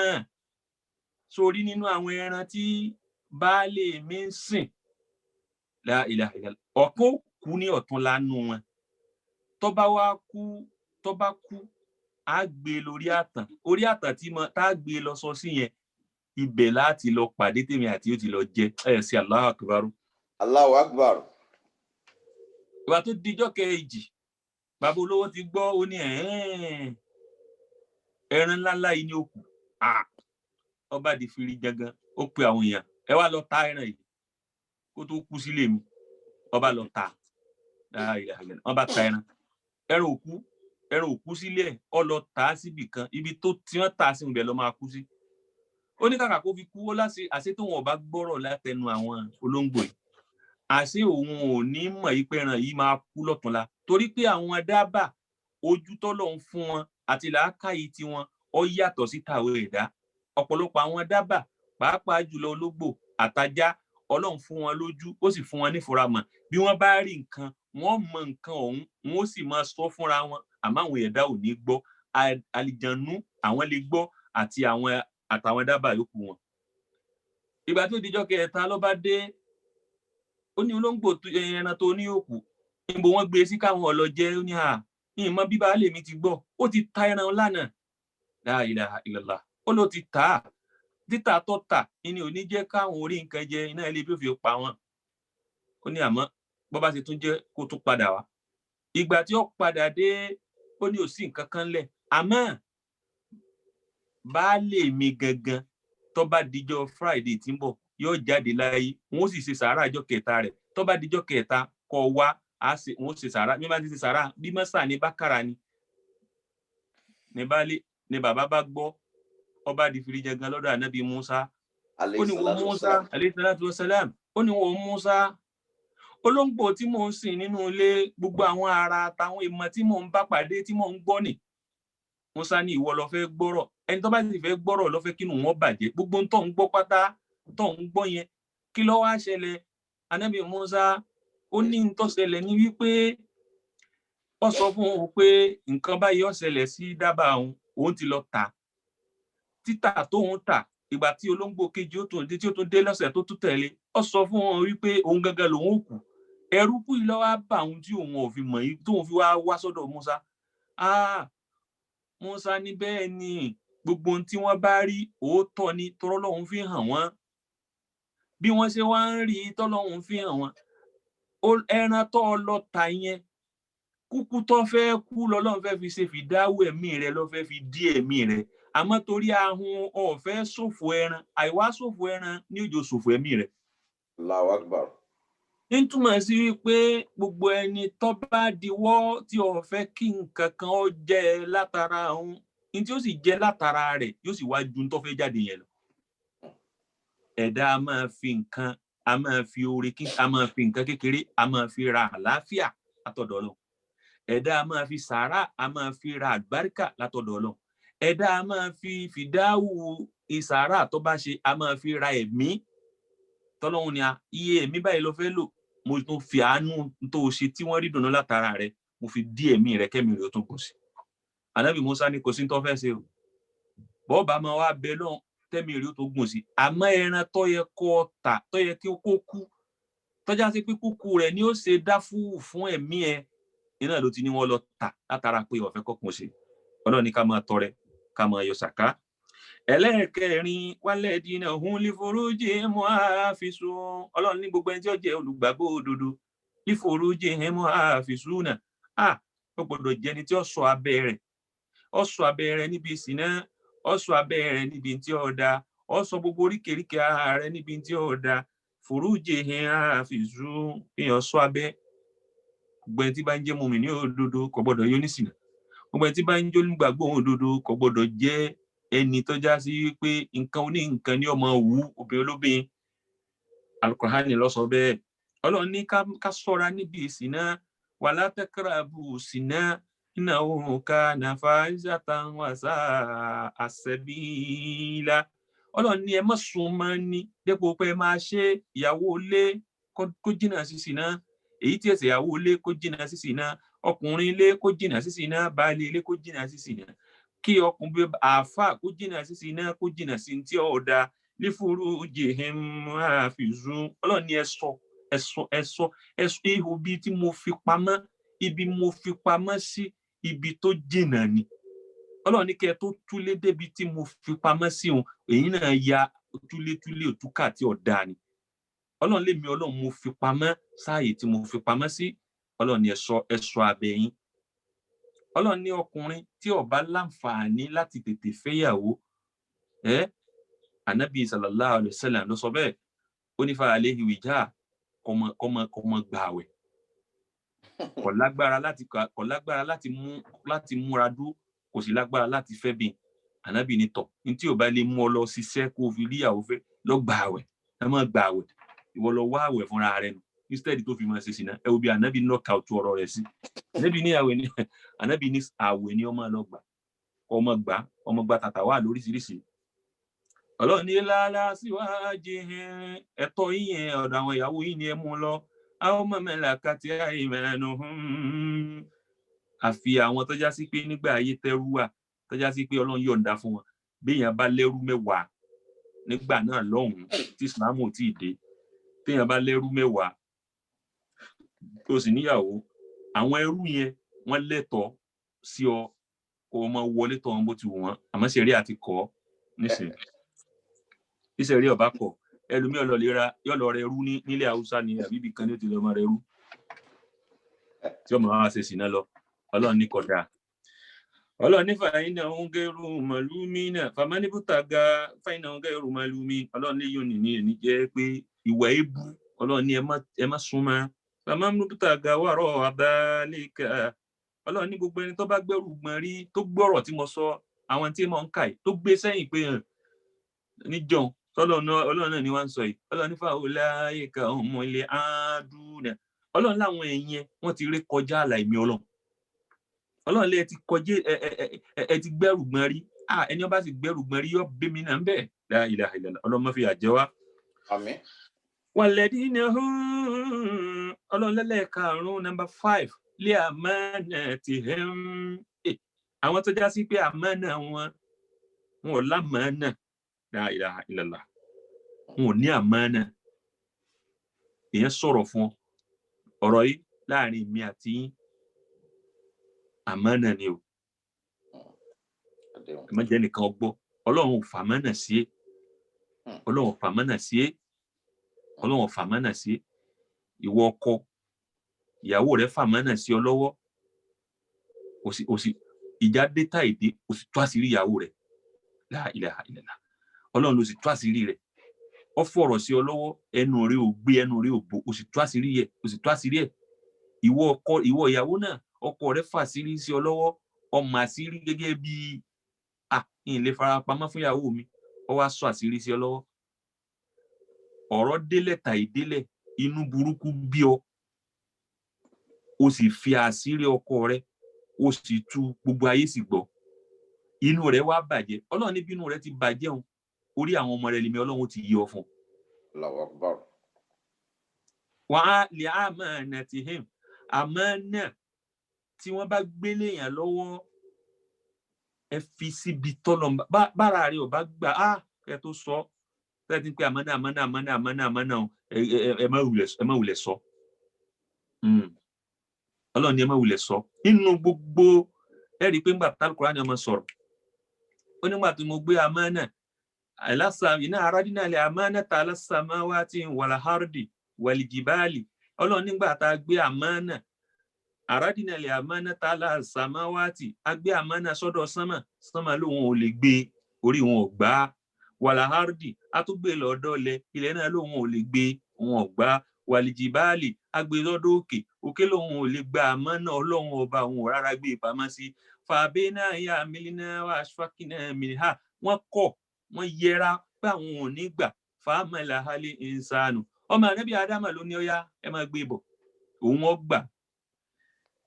alábòsí làwọn ọmọ ànábì Ádámà nínú owó kaná zaluman jahula bọ́ọ̀rẹ́ méjì bá jọ da bísínẹ́sì pọ̀ lásìkò yìí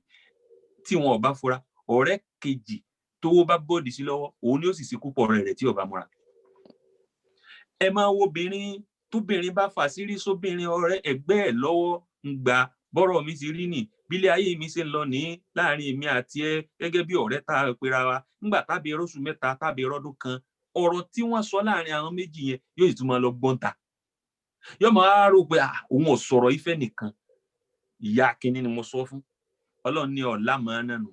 bó o sì ṣe lámàá nà ó jìyà rẹ̀ wájú mi Ọlọ́run wà á dì rọ̀ òun náà Ọlọ́run lẹ́lẹ́kẹfà òun náà ni àmọ́ àdéhùn láìláìlá Ànábì ládéhùn ó ṣe pàtàkì púpọ̀ ẹjọ́ ṣàdéhùn ẹlòmíì ó ṣàdéhùn fún yàn wípé pẹ̀lú ògo Ọlọ́run ṣé kò jù bẹ́ẹ̀ náà lọ èló ló need ìjọ ò lọ fẹ́ lò tó bá wá béèrè yìí pé ṣé ẹ fún un ní tẹ́ fi dá ìjọ jímọ̀ fún bí ìbá dá wíìrì ẹ̀ lóhùn bẹ́ẹ̀ kò ní jẹ́ ń gbádùn yóò kàn máa rò mí lẹ́jọ́ ni Ọlọ́run ni ó sì gbé àdéhùn rù ètò gbé tó rò pó kéré lọ́dọ̀ ara ẹ̀ yẹn tó fẹnu sọ yẹn ó wúwo lọ́dọ̀ èmi Ọlọ́run Ọlọ́run ní tó wúwo ní àdéhùn àtàmánà ò kéré ìlàwọ́ ọmọ ànábì Ádámà wa sọ di yẹ̀yẹ́ sí ẹ wò àwọn aládánwò àwọn olórí orílẹ̀-èdè tá a kó tira ẹ wò àdéhùn tí wọ́n ń bá Nàìjíríà sí ẹ wò àmánà tí wọ́n ń bá Nàìjíríà sí èwo ló wà láti bọ̀ tán nu gbogbo wọn torí pé wọn ò bá ẹnìkan ṣàdé wọn ń bá gbogbo orílẹ̀-èdè ṣàdéhùn wọ́n dẹ̀ ń dà wá wọ́n ń ṣe àmánà fún wa pé àwọn búra àwọn ó ṣe báyìí wọn ò dẹ̀ ṣe Ọlọ́run ní kò sí pé kò sátìbọ̀tán kankan tí wọ́n lè ní ju àtìbọ̀tán bú lọ. Allahu Akbar. tìlú nù ẹ wo bí ìlú tí wọn ò lẹ́sìn tí wọn ò mọ ibi tí mọ́sálásí dorí kọ wọ́n bá béèrè pé lọ́wọ́ àwọn àbí kílẹ̀ ń pè wọ́n pé ńbo ni gábàsì wọ́n ní what do you mean by gábàsì wọn ò mọ ibi tí gábàsì wà wọ́n sì ń ra àánú Ọlọ́run torí pé wọ́n pé àdéhùn wọ́n sì pé àmánà. olùjáde kìámà lọ́lọ́run ti máa béèrè lọ́wọ́ wọn àmọ́ wọ́n pé àdéhùn bí ọkọ àtìyàwó bá pé àdéhùn Ọlọ́run ní wọ́n padà succeed bí bàbá àti ọmọ bá pé àdéhùn wọn láàrin ara wọn tí wọ́n sọ àdéhùn tí wọ́n sì sọ àmánà wọn ó láti bọ̀ tán tọ́da. Ànábì wa Muhammad sallallahu alaihi wasallam ó ní báwọn èèyàn méjì bá pé àdéhùn lórí bísínẹ́sì tí wọ́n bá ṣe báyìí láti máa tà báyìí láti máa rà iye tá a máa rí lérè ni Ọlọ́run ní tí wọ́n bá pé àdéhùn yẹn wàsọ́dàkọ̀ tí wọ́n sì sòdodo lórí ẹ̀ Ọlọ́run ní búríkọ́ láwọn fi ibẹ̀ yìí mà wọ́n ṣàdúrà o wọn ò ṣàdúrà o bísínẹ́sì tí wọ́n dáwọ́lé yẹn èmi Ọlọ́run fa àlùbáríkà sí. Allahu Akbar. wà nkátàmà wà kásàbà tí wọ́n parọ́ tí wọ́n dalẹ̀ ara wọn.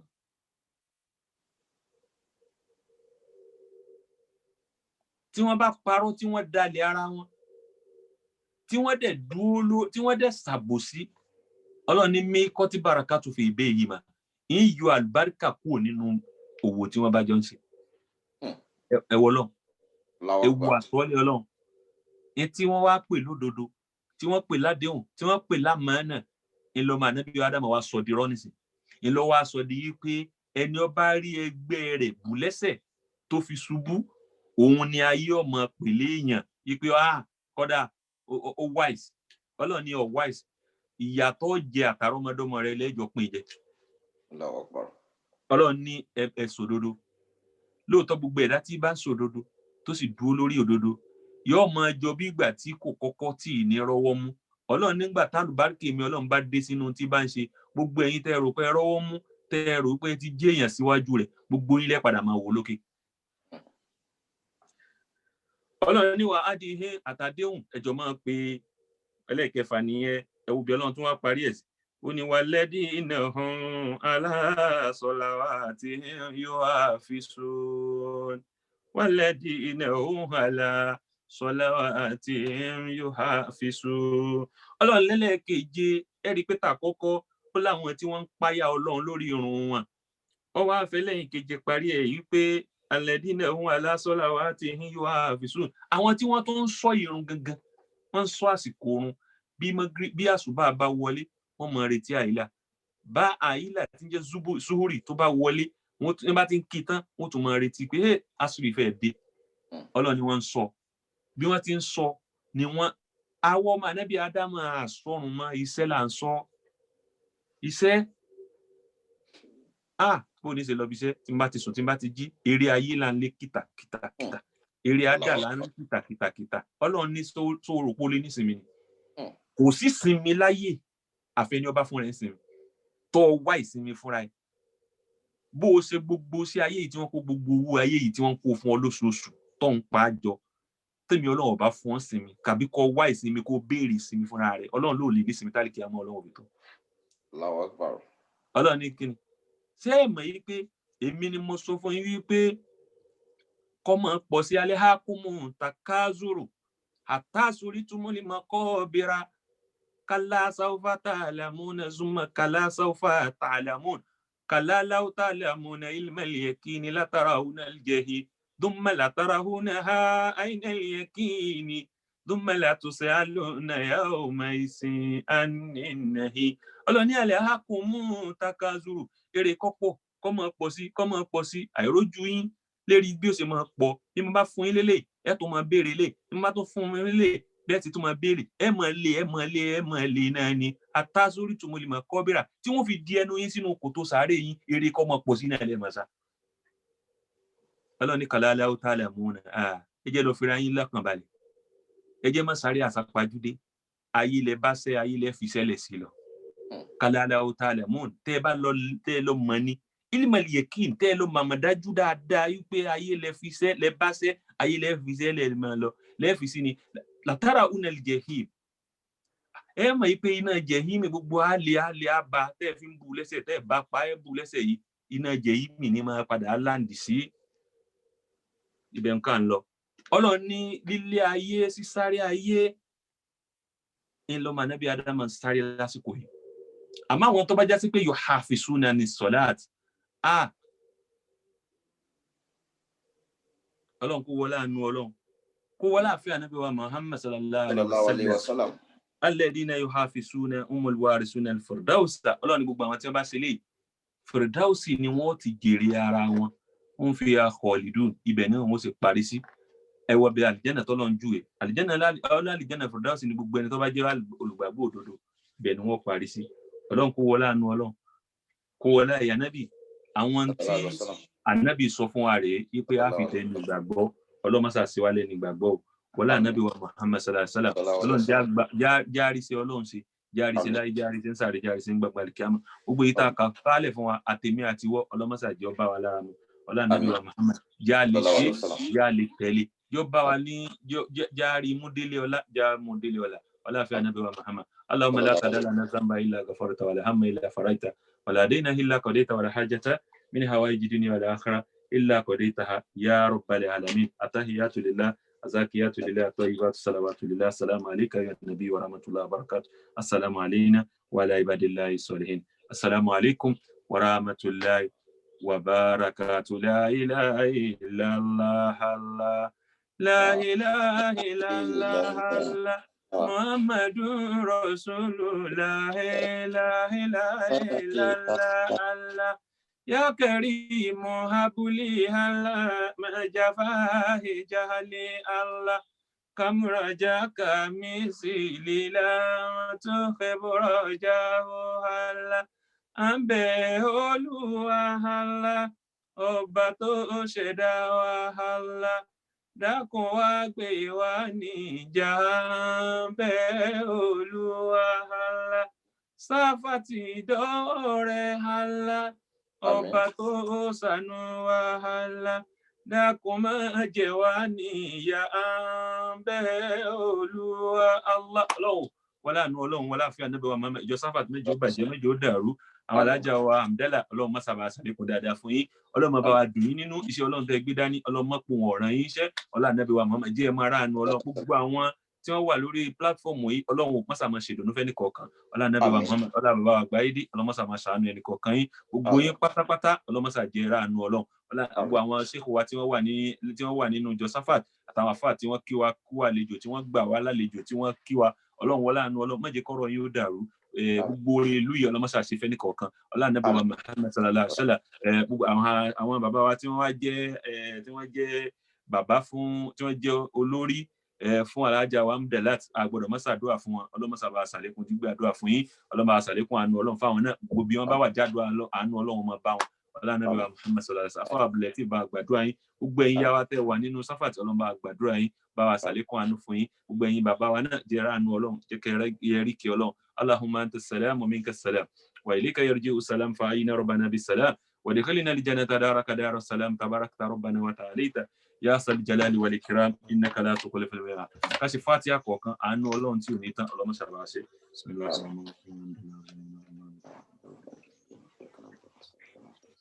سبحان ربك رب العزة عما يصفون السلام على المرسلين الحمد لله رب العالمين صلوا على النبي الكريم صلى الله عليه وسلم صلوا على النبي الكريم صلى الله عليه وسلم صلوا على النبي المصطفى يا شيخ تكبير الله أكبر الله أكبر الله أكبر الله أكبر adúpẹ́ lọ́dọ̀ àwọn ustaz wa tán fún wa ní oúnjẹ mi Ọlọ́run bá mọ́sàbá lọ́rẹ̀ mi gbogbo bí tẹ́tí pé mú kó Ọlọ́run bá mọ́sà falbarka sí la ilaha illallah wala muhammadu rasulullah lókun gbàtà yí bá ń jáyé àpadà sí ibú ó kéré tóbi Ọlọ́run bò ní fi kàn yín àmín ohun náà Ọlọ́run ò ní jẹ́ kó parẹ́ wàlá àṣẹ Ọlọ́run ló bá dùn yín nínú gbogbo mo fẹ́ yín Ọlọ́run bá yín fẹ́ gbogbo mo kọ̀ yín Ọlọ́run bá yín kọ̀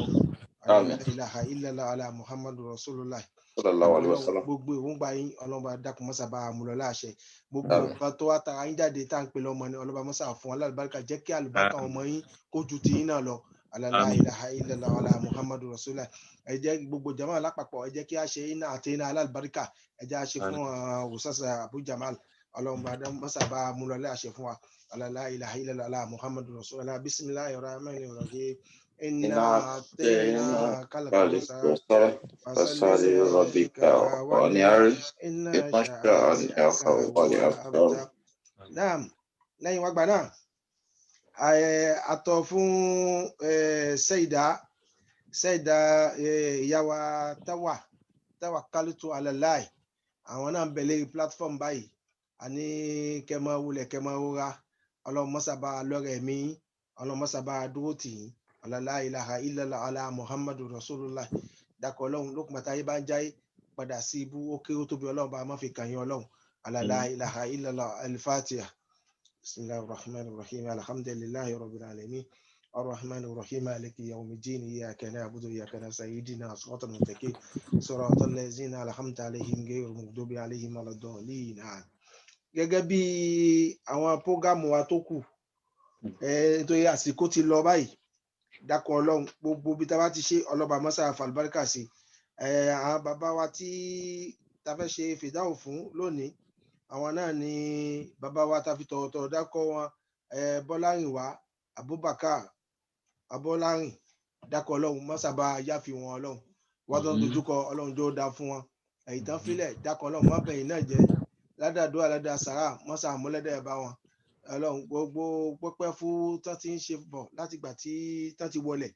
dákọ̀ Ọlọ́run mọ́sá bá múlẹ́dẹ̀ bá wọn Ọlọ́run bá ṣe ìkẹ́yà ti gẹ̀ fún wọn nínú sàrè la ilaha illallah ala muhammadu rasulullah ẹ̀dá òní wà kó mọ̀ ní àṣìṣe níwájú rẹ̀ Ọlọ́run ibi tí ọ̀rọ̀ wọn gbé kù sí Ọlọ́run mọ́sá bá sàlámà wọn dákọ̀ Ọlọ́run tá bá ń bẹnu kẹ́ lọ́wọ́ bá ṣàlékún kẹ́ fún Ọlọ́run tá bá ń bẹnu èkejì dákọ̀ Ọlọ́run mọ́sá bá yáfi wọn la ilaha illallah ala muhammadu rasulullah lẹ́yìn wá gba náà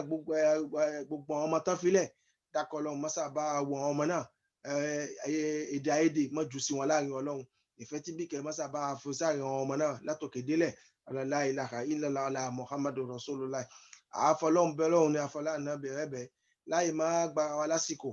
jàmá gbogbo wa á ṣe astaghfirullah mọ́kànlá á sì ṣe solatul fatih á ṣe mẹ́ta á wá ṣe gbólóhùn la ilaha illallah á ṣe mọ́kànlá dákọ̀ ọlọ́run bí tí a ti kéré mọ́ bẹ́ẹ̀ la ṣe ń tọrọ lọ́dọ̀ rẹ̀ ọlọ́run wọ́n ṣàwọlá bí tóbi tó ní ọlá rẹ̀ bẹ́ẹ̀ ni kò fi gbà fún wa la ilaha illallah ala muhammadu rasulullah ala bismillahir rahmanir rahim iza jaa nasrullahi wal fathu wa ra'aita an-nasa yadkhuluna fi dinillahi afwaja fasabbih bihamdi rabbika wastaghfirhu kana tawwaba astaghfirullah Allah astaghfirullah Allah astaghfirullah Allah astaghfirullah Allah astaghfirullah Allah astaghfirullah Allah astaghfirullah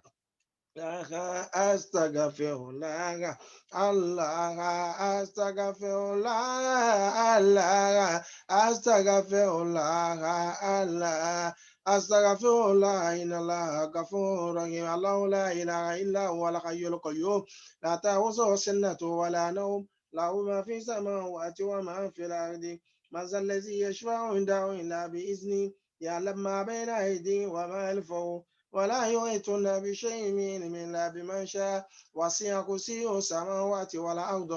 ولا يؤوده حفظهما وهو العلي العظيم إن الله وملائكته يصلون على النبي يا أيها الذين آمنوا صلوا عليه وسلموا تسليما اللهم صل على سيدنا محمد الفاتح ما أغلق والآتي ما سبق ناصر الحق بالحق والعادي إلى صراطك المستقيم وعلى آله حق قدرك العظيم اللهم صل على سيدنا محمد الفاتح ما أغلق والآتي ما سبق ناصر الحق بالحق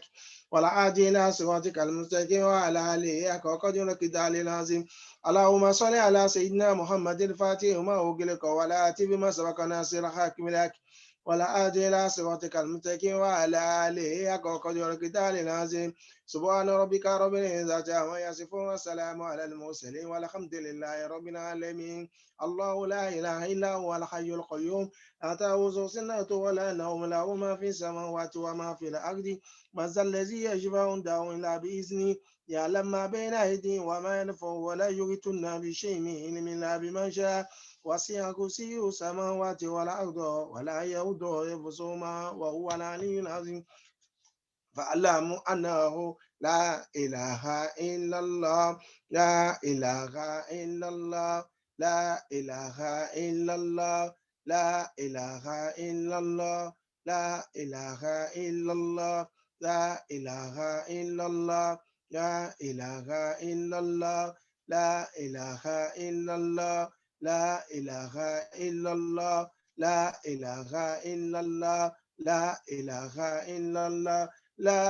إله إلا الله محمد رسول الله صلى الله عليه وسلم لا إله إلا الله محمد رسول الله صلى الله عليه وسلم لا إله إلا الله محمد رسول الله صلى الله عليه وسلم الله لا إله إلا هو الحي القيوم لا تأخذه سنة ولا نوم له ما في السماوات وما في الأرض من ذا الذي يشفع عنده إلا بإذنه يعلم ما بين أيديهم وما خلفهم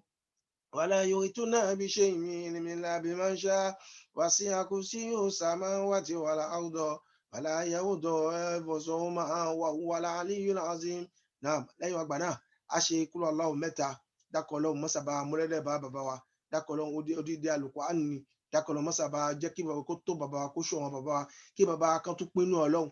la ilaha illallah ala muhammadu rasulullah. Lẹ́yìn ọgbà náà lẹ́yìn kúrò Ọlọ́run mẹ́ta a ṣe ayatul kursi mẹ́ta dákọ̀ Ọlọ́run gbogbo ládàá mọ́sàbá múlẹ́lẹ̀ bá àwọn bàbá wa náà la ilaha illallah على محمد رسول الله على بسم الله الرحمن الرحيم قل هو الله أحد الله الصمد لم يلد ولم يولد ولم يكن له كفوا أحد بسم الله الرحمن الرحيم قل هو الله أحد الله الصمد لم يلد ولم يولد ولم يكن له كفوا أحد بسم الله الرحمن الرحيم قل هو الله أحد الله الصمد لم يلد ولم يولد ولم يكن له كفوا أحد بسم الله الرحمن الرحيم الله لا إله إلا هو الحي القيوم لا تأخذه سنة ولا نوم له ما في السماوات وما في الأرض من ذا الذي يشفع عنده إلا بإذنه يعلم ما بين أيديهم وما خلفهم ولا يحيطون بشيء من علمه إلا بما شاء وسع كرسيه السماوات والأرض ولا يؤوده حفظهما وهو العلي العظيم بسم الله الرحمن الرحيم الله لا إله إلا هو الحي القيوم لا تأخذه سنة ولا نوم له ما في السماوات وما في الأرض من ذا الذي يشفع عنده إلا بإذنه يعلم ما بين أيديهم وما خلفهم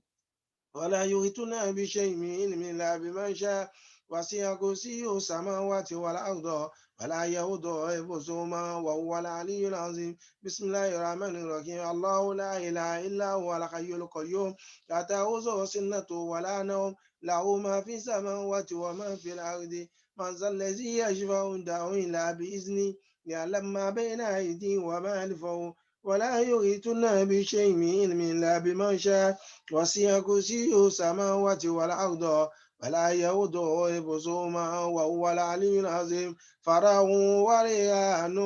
وجنات نعيم فرح وريان وجنات نعيم فرح وريان وجنات نعيم فرح وريان وجنات نعيم فرح وريان وجنات نعيم فرح وريان وجنات نعيم فرح وريان وجنات نعيم فرح وريان وجنات نعيم kẹ́ bàbá fún wa Olúwa kẹ́ bàbá fún wa fẹ́ bàbá ṣàlẹ̀jáàna kẹ́ bàbá fún wa lọ́hùn kẹ́ bàbá fún wa Olúwa kẹ́ bàbá fún wa kẹ́ bàbá fún wa Olúwa kẹ́ bàbá fún wa fẹ́ bàbá ṣàlẹ̀jáàna kẹ́ bàbá fún wa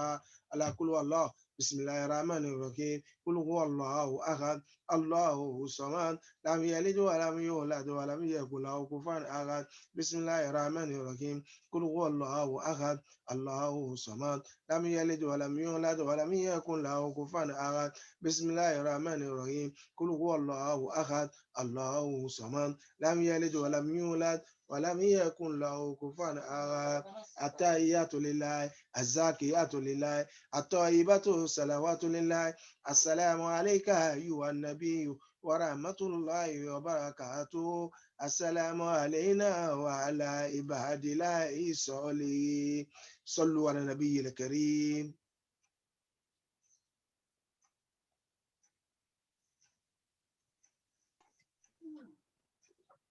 صلى الله عليه وسلم. نعم. اللهم صل على سيدنا محمد وعلى آله وصحبه وسلم. gbogbo wa nílé ẹjẹ́ ká sọ pé àwálù gbogbo ẹni tí wọ́n bá mọ ohun tí ń jẹ́ àwálù ẹjẹ́ ká sọ pé àwálù ẹjẹ́ ká sọ pé sí ìṣe ẹjẹ́ ká sọ pé sí ìṣe adúpẹ́ fún Ọlọ́run eléyìí tí àwọn àgbàlagbà ní ká ṣe sí ká ṣàdúrà fún àwọn bàbá tí wọ́n ṣẹ̀ wá àwọn bàbá tí wọ́n rè wá olówó orí wa bàbá tí ó jẹ́ pé àwọn náà ni àkọ́kọ́ mímọ̀ bàbá tó jẹ́ pé àwọn náà ni àkọ́kọ́ máàrífà bàbá tó jẹ́ pé àwọn náà ni àkọ́kọ́ ìdá Ọlọ́run ọba mọ̀ àkọ́kọ́ ìjẹ́ èèyàn Ọlọ́run àlékún kí á ti gẹ̀ Ọlọ́run bá wa ṣe fún bàbá wa wálù tó di ọ̀rọ̀ tààlà ánìkú. Gbogbo ọwà jọmọ́ a kí àwọn alájà wa táwa khalid ẹ jẹ́ ká sọ pé radiyallahu ta'ala anha radiyallahu ta'ala anha. a kí wíwọ̀ yín láàrin wa a kí ìkùnà yín a kí ìjẹ́ bàbá lára yín a kí ìmọ́lẹ̀ tó ń bẹ lára yín a kí gbogbo ohun tí ń jẹ́ àwàlíyà pátá láti ara yín ọlọ́run ó jẹ́ kí a rí yín pẹ́ àtẹ̀yìn àti àwa gbogbo àsìkò tí ayé bá ṣe ń jáyé kọ́lọ́ má jẹ́ kí a máa padà síbò. A kí bàbá wa Maulana Ali Dr. Cisse ẹ jẹ́ ká sọ pé Cisse kò sí láì ní gba lásìkò torí àròjọ mùsùlùkù àrò àwọn àjọ wọn alápátá torí a ní bàbá kankan ju àwọlù náà lọ a sì lọgá ju Maulana Ali lọ Ọlọ́run kó ṣàlókè àwọn bàbá méjèèjì yìí so ẹ jẹ́ kí gbogbo ọlápapọ̀ ẹ jẹ́ ká ṣe Fatiha kan lẹ́yìn ẹ̀ ká ṣe àtòkò sí ká ṣe 11 lẹ́yìn ẹ̀ kúlú Ọlọ́run 11 káwá ìṣọ̀rọ̀ láti fàtẹ́ lẹ́yìn ẹ̀ kó máa jẹ́ àdíyà fún àbá méjèèjì Fatiha kan àtòkò sí 11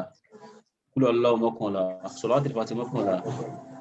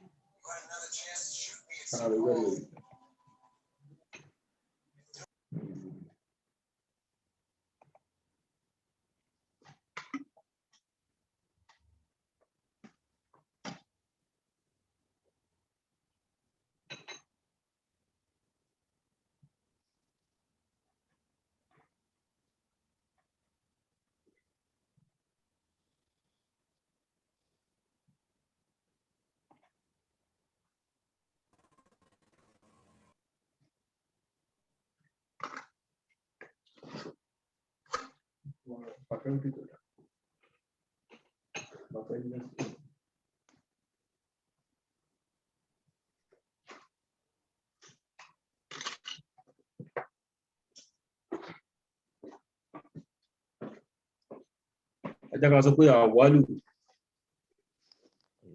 ká sọ pé àwálù radiyallahu ta'ala radiyallahu ta'ala radiyallahu ta'ala radiyallahu ta'ala anil muqaddami awwal radiyallahu ta'ala radiyallahu ta'ala radiyallahu ta'ala radiyallahu ta'ala radiyallahu ta'ala anil muqaddami awwal radiyallahu ta'ala aliyu galin Cisse alin adúgbò fún Ọlọ́run ọba ló ní wíwà òun náà ló ní àìsí gbogbo eléyìí tí Ọlọ́run sọ́bọ́n mọ́ wà pé innaka mayitun wa innahum mayitun gbogbo àwọn ìwà Ànábì Muhammad wà padà kúrò láyé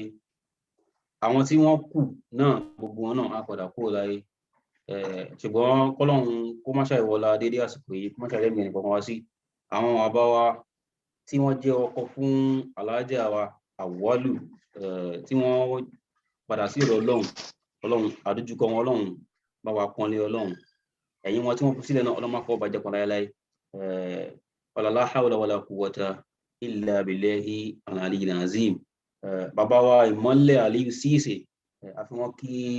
àwọn ìyá náà àfi wọ́n ṣe yí pẹ̀lẹ́ Ọlọ́run bá wa ṣe kàrámọ̀ Maulana Aliyu Cisse la hawla wala quwwata illa billahi al-aliyyil azim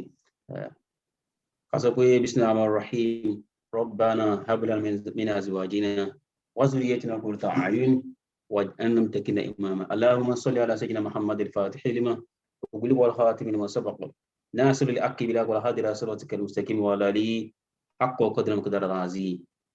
سبحان ربك رب العزة عما يصفون وسلام على المرسلين الحمد لله رب العالمين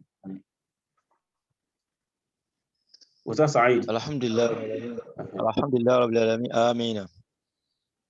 آمين. دعاء ختم القرآن. بسم الله الرحمن الرحيم. الحمد لله رب العالمين الرحمن الرحيم مالك يوم الدين. إياك نعبد وإياك نستعين اهدنا الصراط المستقيم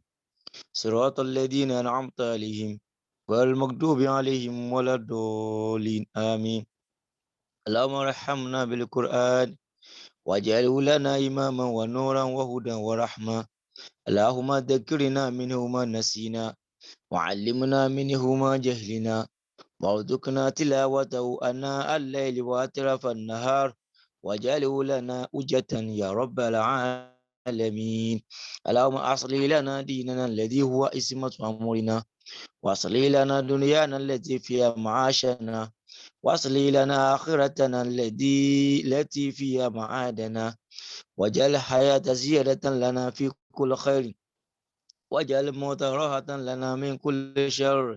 اللهم اجعل خير أمورنا آخره وخير عملنا خواتمه وخير أيامنا يوم ألقاك فيه. اللهم إنا نسألك عيشة أنية وميتة سوية ومرضا غير فاز ولا فادي. اللهم إنا نسألك خير المسألة وخير الدعاء وخير النجاة وخير العلم وخير العمل وخير الثواب وخير الحياة وخير الممات وثبتنا وثقل موازيننا وحقق إيماننا وارفع درجاتنا وتقبل صلاتنا واغفر آتياتنا وأسألك الأولى من الجنة. اللهم إنا نسألك موجبات رحمتك وزاهم مغفرتك وسلامة من كل إثم والغنيمة من كل بر والفوز بالجنة والنجاة من النار. اللهم آسن عاقبتنا في الأمور كلها وأجرنا من خزي الدنيا وعذاب الآخرة. اللهم اقسم لنا من خشيتك ما تهول به بيننا وبين معصيتك ومن طاعتك ما تبلغنا بها جنتك ومن اليقين ما تهون به علينا مصائب الدنيا ومتعنا بأسمائنا وأبصارنا وقوتنا ما أحياتنا واجعله وارث منا واجعل ثارنا على ما ظلمنا وانصرنا على ما عادانا ولا تجعل مصيبتنا في ديننا ولا تجعل الدنيا أكبر همنا ولا مبلغ علمنا ولا تسلط علينا